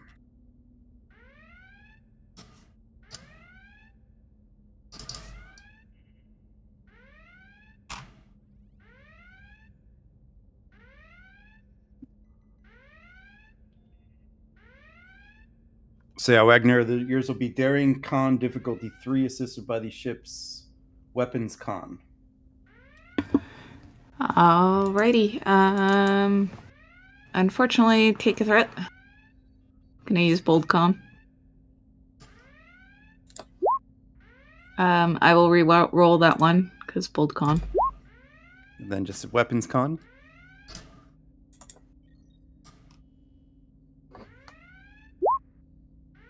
Gain a momentum. And assist, yeah. Yep. Direct. Presence command or presence con. Gain 2 momentum, and yeah, whatever attack pattern Captain said, you just engaged. Cool. And then we'll quick to action and have Lieutenant Bennett go and attack the nearest one, or let's say medium range. Okay.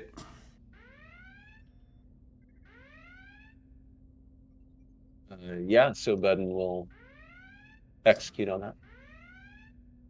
All right. This will be control security difficulty 2. Take a threat. Assisted by weapon security.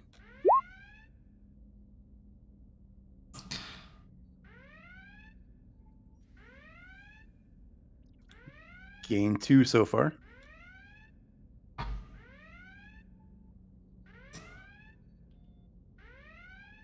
Gain 1 more. So 3 total. 4 float technically, so Do the shooties.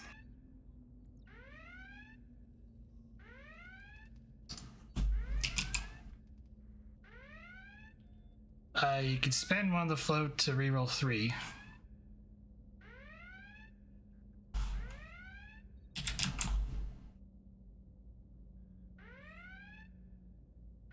Yeah, let's do that.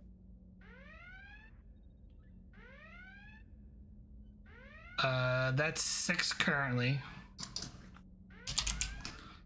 Currently we have technically the 2 versatile plus 3 more floats, so that's 5 currently. Float to spend. I just want to know where we're staying on this ship. Okay, so how much damage? You got 6 so far? 6 so far. All right, so you're doing 4.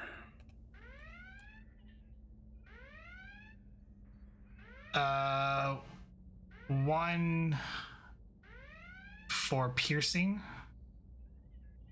6 with a breach. 2 for devastating. Okay. And then the last 2 for you to go again, Bedin, and you need to go probably for the other one. But you probably want to chart or set the phasers to do spread. Hit the other target. Yeah, like question GM. Would I risk hitting the That's only with the area. Okay.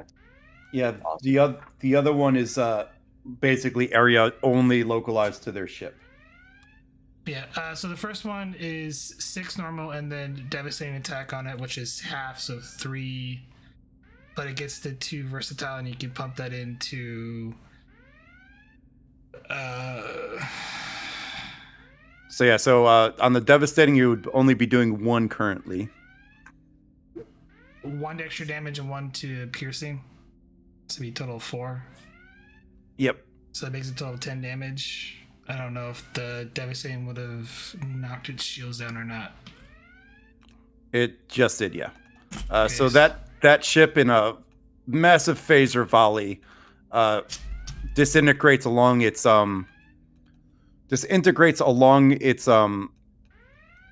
makeshift structure lines, as if you kind of found a flaw. You kind of hit it in a flaw in its ship, and it explodes, raining shrapnel and debris over the vessel.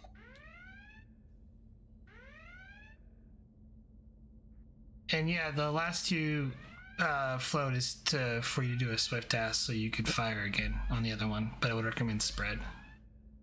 Yeah, we'll go with spread. All right, so you're swift tasking, right? Yep. Okay, so that would pump the difficulty to 3, and unless you because of attack pattern. Right. And I forgot about that for the other one. That's so well. you should, you actually had an extra momentum there. I mean, you just go to extra damage for the devastating, which is kind of moot at this point. Okay, so with the increase in difficulty, so it'd be -1. So that'd be 1, and then it's +1 for the swift test and +1 for the range, unless you're using torpedoes. So for phasers, it's diff 3. For torpedoes, diff 2. Oh wait, no, it's 3 for both. Sorry, because Gotcha. it's 3 for torpedoes anyway. Yeah. So, just go with the phasers, because you still have to get through the torpedo damage is only going to do it's going to be 5 challenge dice. It's not a whole lot of difference, but the only issue is getting through the shields for it to be really effective. gotcha. And you have gone through 2 power, by the by. Yeah, no, we're down to 9. Okay.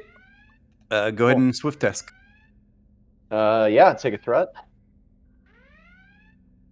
Doing spread.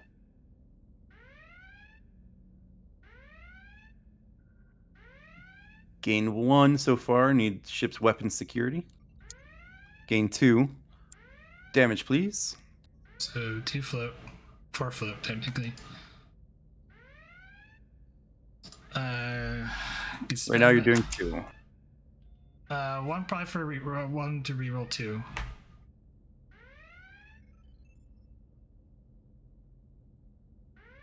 Doing 4. So we have 5 technically float to spend with the versatile. 1 for piercing. That's 6 and a breach. For the spread, because it's 6 half, it would make that another 6 again. So the other one for piercing. For the spread. So spread is half of this, and then +1 for each effect. 1, 2, 3, 4, 5, 6.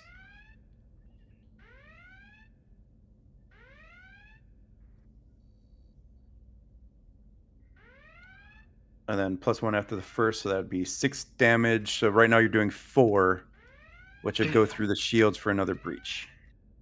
It'll be 3 because we spent the 1, and then we have 3 float left, essentially. Well, I'm counting the effects because they add damage. Right. No, I said we spent one of our floats for piercing on the spread. Okay. All right. So that'd be, So it'd be 5, 6 then. So 2 breaches. Yep. And I'm gonna do the same thing. I'm gonna spend some threat and make it blow up. But yeah, same thing. You give it a massive volley from your phaser banks, going just past the other ship, inflicting your heavy damage on the other one, and it cannot sustain its structural integrity, and it too explodes. It has to pass to them. All right. With their action, the other ship bugs out, knowing when it's licked. Thus ending your red alert combat.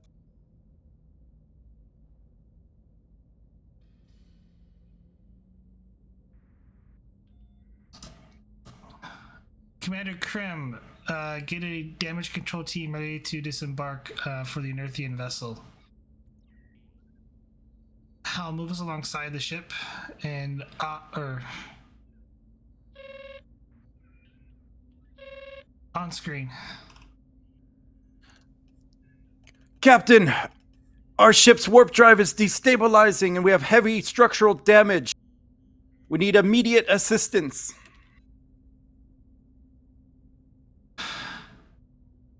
Understood. Commander Casey, get a away team over there pronto. Yes, Captain.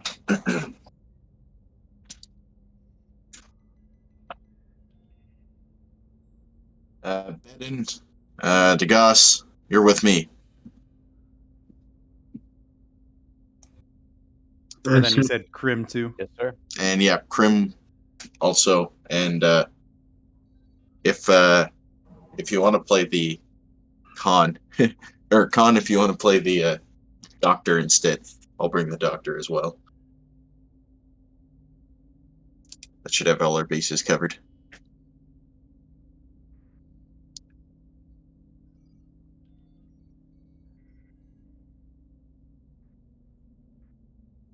All right. Interest of time, you all beam over. And as soon as you beam over, you're just caught in a section just outside of engineering. If I can find my transporter. And the entire room is just filled with this white smoke. Main power is offline at this time. And you're just running on these very dim green emergency lights. All around you could see dead and injured Unearthians lying around. And a few screaming from engineering saying that, basically saying something about the warp core going critical soon if they don't do something.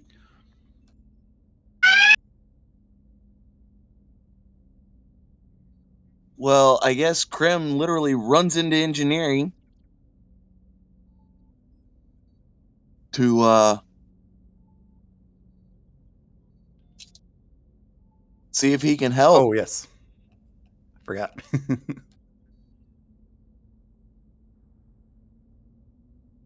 And as you guys are moving about, you just hear console explosions everywhere, electrical discharges. The ship's in bad shape.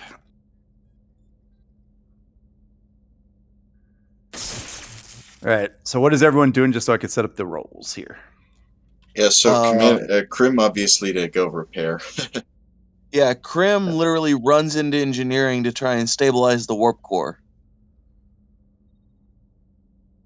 All right. I got a roll for you set up. Awesome. Mr. Krim, this is going to be difficulty 4, complication 3. Oh, wow. I'm assuming the doctor's going to be helping with some of the injured. But I don't need to have the... actually, you could have Rockefeller instead of the doctor. Yeah, that would both at least. we could add Rockefeller in as another one. Right. And yeah, he probably would have grabbed Rockefeller.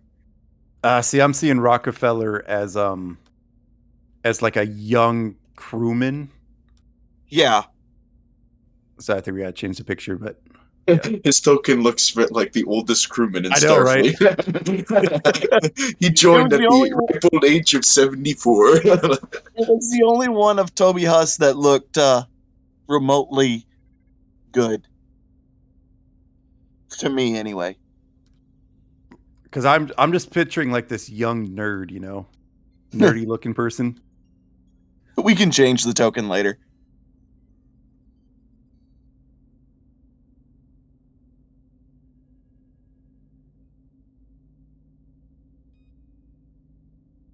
Oh boy. And what's that roll for me? Let's go daring engineering. Daring engineering difficulty 4, comp 3. Yep. Okay. Let's see here.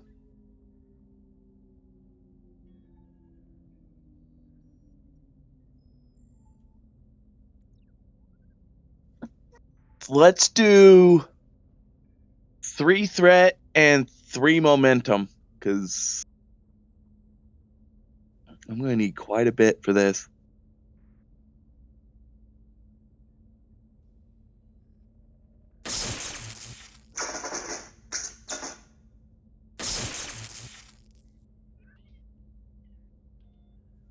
That wouldn't fire. So here goes.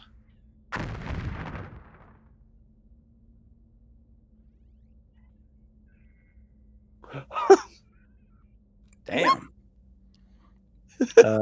Rockefeller could assist if you want him to. Why not?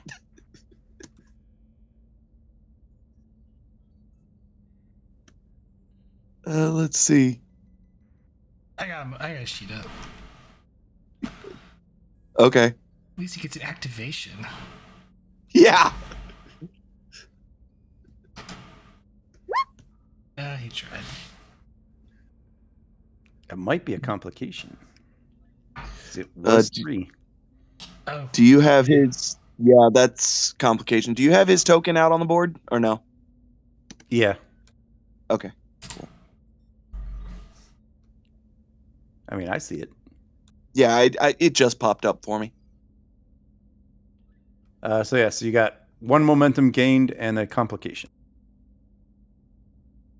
Oh, brother. I mean, it wouldn't be Rockefeller if he wasn't mucking something up. Yeah. And just for the fun of it, I'm halfway tempted to let it stand. I mean, I'm okay with it. Because technically I do succeed. Yeah, you do. So why not? Okay. So you're able to stabilize the warp reaction from going critical. But as you do it, Rockefeller is mucking about in one of his councils trying to help you. And you just hear this electrical arc followed by an explosion right at his console. I'm going to roll a dice here. No. But Rockefeller is just showered in a whole shower of sparks, kind of singeing pieces of his uniform. And he kind of starts patting them down to put out the little fires they make. But other than that, he's fine. Okay. I'm okay, sir. It's fine. Yeah. Accident prone, are we?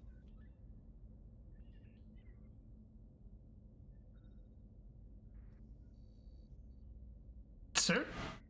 This is... Nothing. At least we got the warp core stabilized. Oh, thank you for showing up, Starfleet. Not a problem. You could all be in engineering at this point.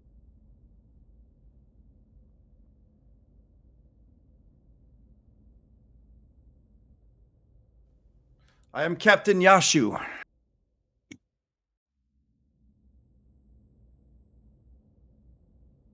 I'm Commander Casey of the Expedition. How else can we render assistance? We got a lot of damage to our ship, Commander. We hit one of those subspace rifts on our way out of system. We got separated from our main fleet. We lost our starboard engine. Our sensors were knocked out. Our sensors and navigational array were knocked out.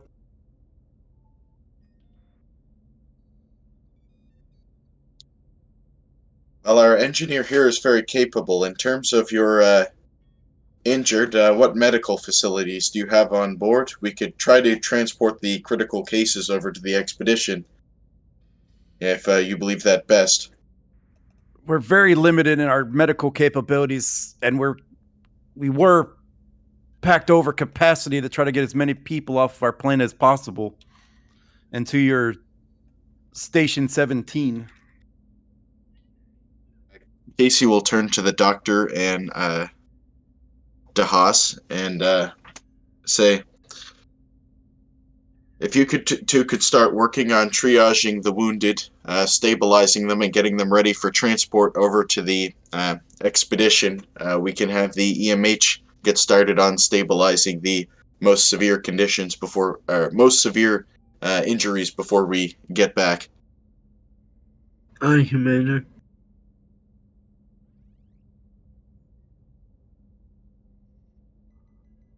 She will assist.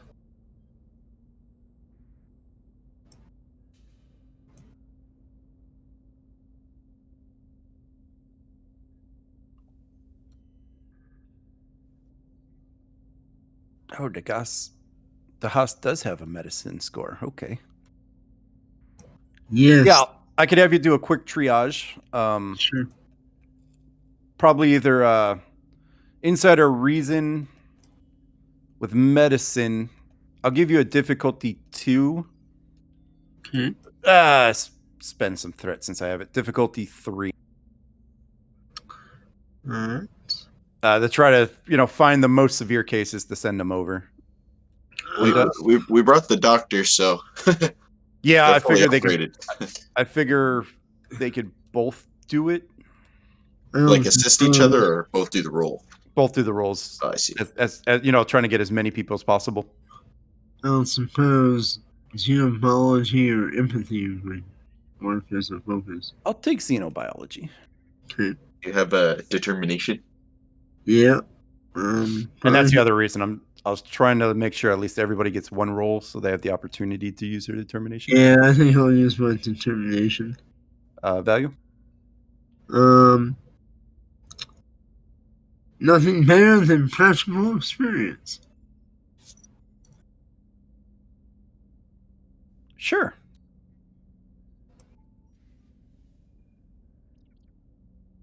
Okay. And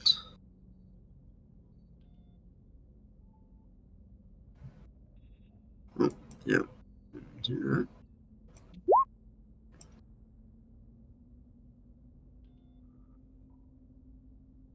Wow. You have 2 successes, so you fall short unless you have rerolls. Nah, this is a medicine roll, so I can't. I don't have anything. Unless, Right, either way, this would be a success at cost. So, yeah. all right. So, you're trying to triage the people, but you're probably a little out of practice. You're not the most experienced medical officer here. You just got your basic emergency training, so you triage who you think are the worst cases. And you start bringing them into trying to enlist people to help you bring who you can to a central location for transport.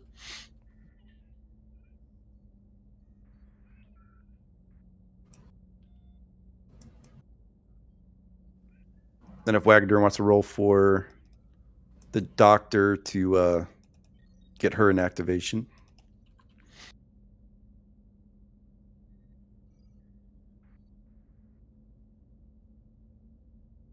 Or did we lose Wagner?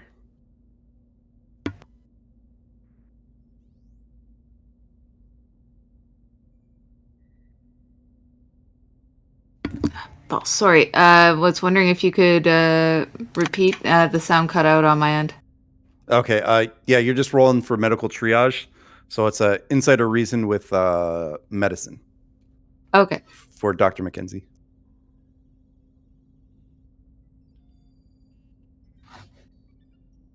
For Dr. McKenzie? All right, one moment. Need to pull up the character sheet.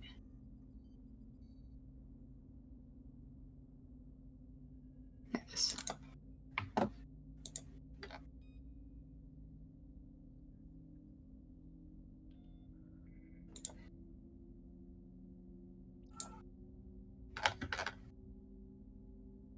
Alrighty.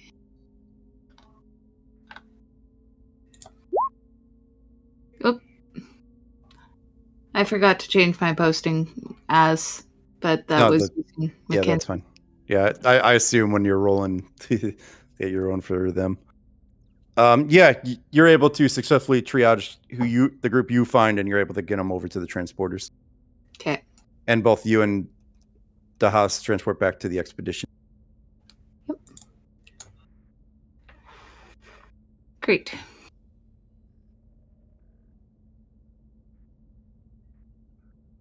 All right.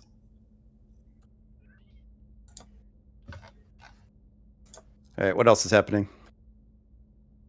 Report to Commander Casey that injured have been triaged. Yeah, I figured you and the doctor would probably head back with your patients, and then you would lend a hand there. But we could probably let that be, and have you do that between sessions here. Anything else on the ship? I would imagine that Krim and Rockefeller are both assisting with damage control. All right.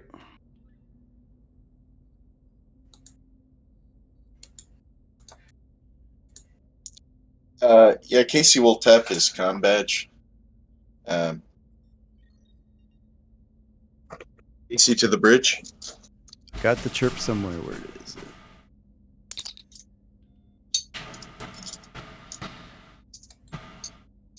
Go ahead, wait team. Captain, we've managed to stabilize their warp core, and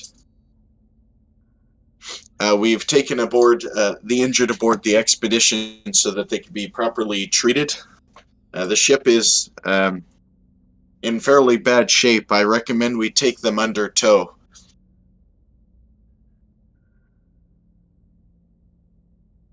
Understood, but quick question, Jim. How far out are we now?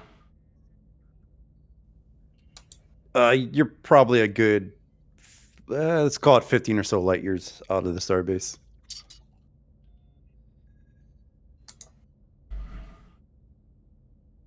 I'll take it under advisement. See if you can't get him underway. We do have our mission priorities. I will see if I can't get another ship to assist. Understood, Captain. We'll see what we can do here, and hopefully the tow will only be a temporary measure.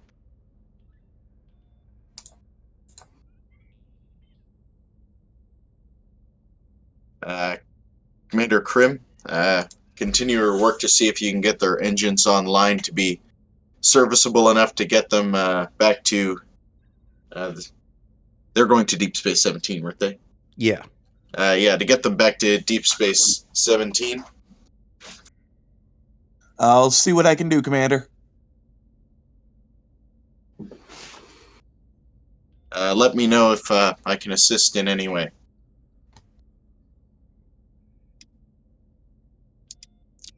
And I guess myself and Bedden will just be supervising.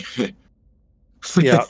I'll just I'll set this up in 2 roles. Difficulty 3, controller daring for the engines.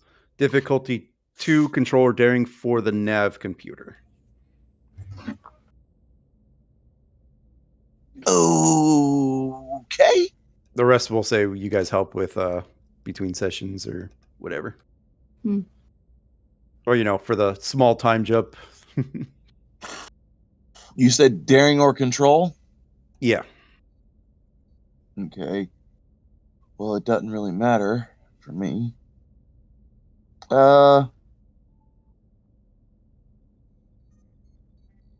Ooh. That one might fire this time. I'm going to start with the nav computer because personally it's the more critical component. Because what good is being able to move without being able to tell your ship where to go? Yeah.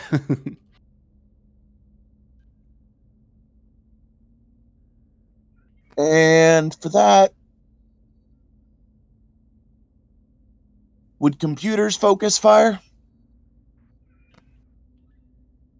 What's that? Would my computers focus fire? Yeah. For the nav stuff, sure. And take one threat.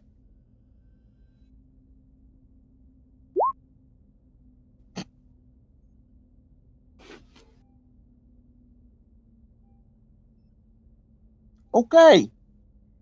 And just FYI, with my talent as repair team leader, Damn. I will spend 3 of that momentum I just gained and repair 1 breach. Yeah, sure.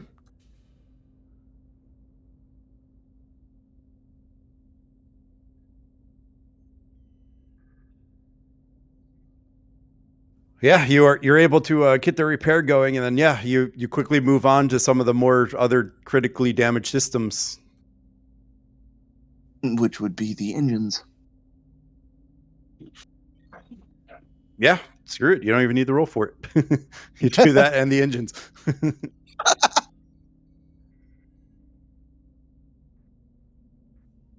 So yeah, we'll say a few hours goes by. The doctors do their thing on the ship.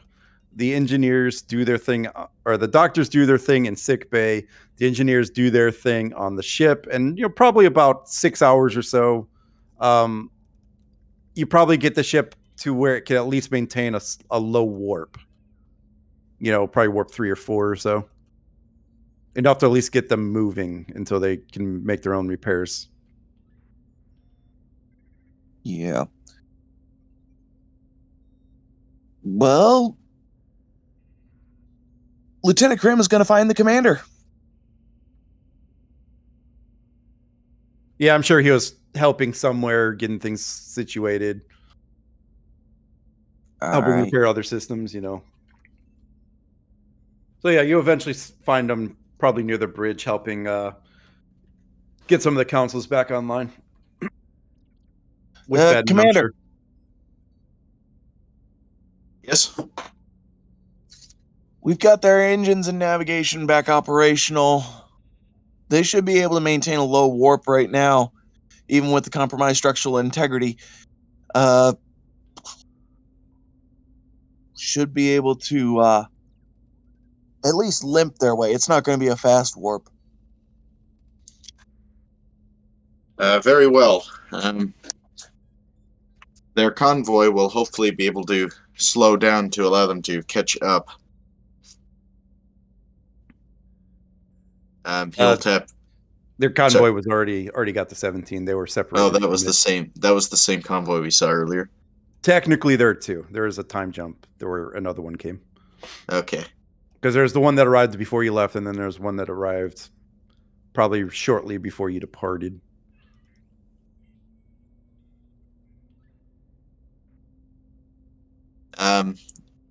He'll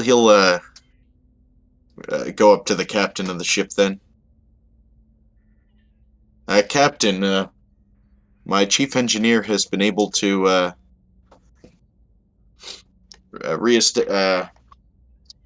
get your engines back online, and he believes that you're safe to maintain low warp all the way to Deep Space 17.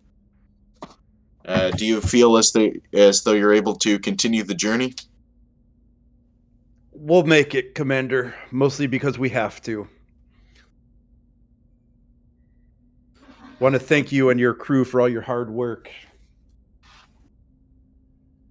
We're happy to help. Contact Starfleet if you have any further issues. We have a number of starships assigned to this mission. I'll keep that in mind. Thank you, Commander.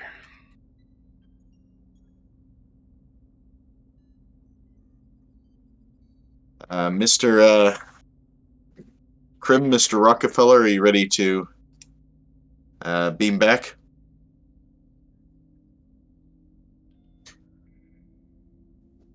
I believe so, Commander. Um, 1 second, I gotta put these wires. I'm fine, sir.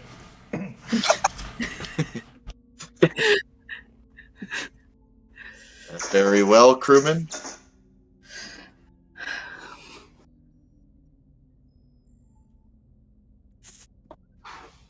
Casey will tap his comm badge. Casey to the bridge.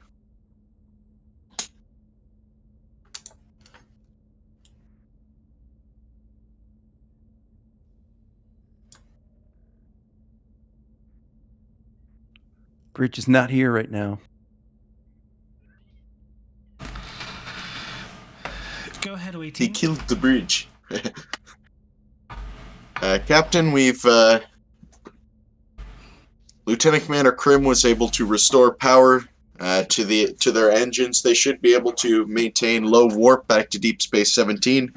Their captain feels that they are ready to or are able to continue the journey to Deep Space 17 unassisted. Of course, we still have their wounded. Permission to return to the expedition. I believe we've done all we can here.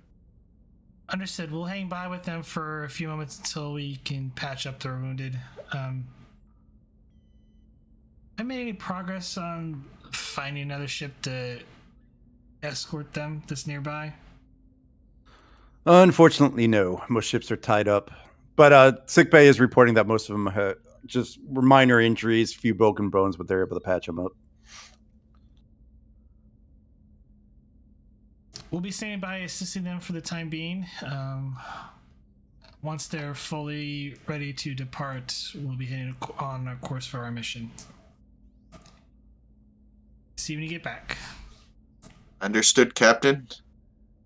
Casey to Transporter Room 1, 4 to beam up.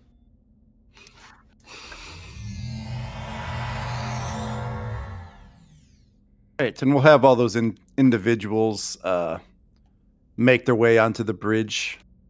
Krim probably included.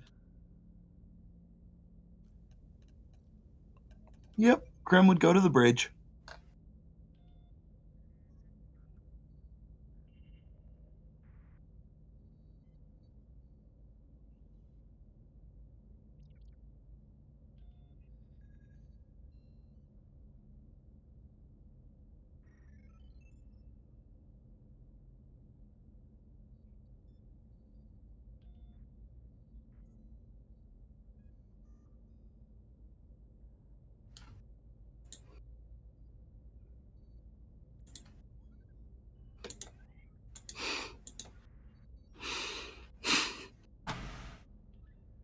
Feel free to move your own tokens, everybody. Captain, the Etherean vessel is ready to depart.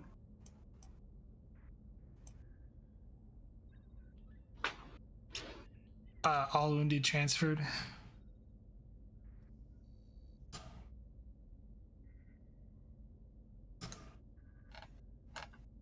Yes, sir.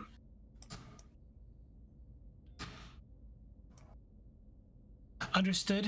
Signal back our best wishes and for them to good luck. Aye, Captain.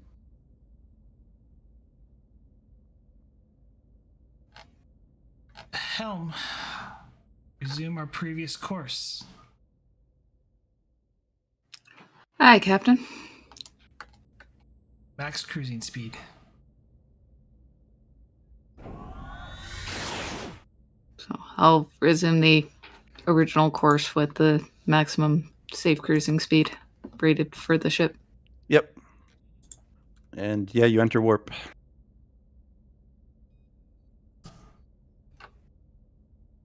And I think with that, we'll call that the end of In Memorial.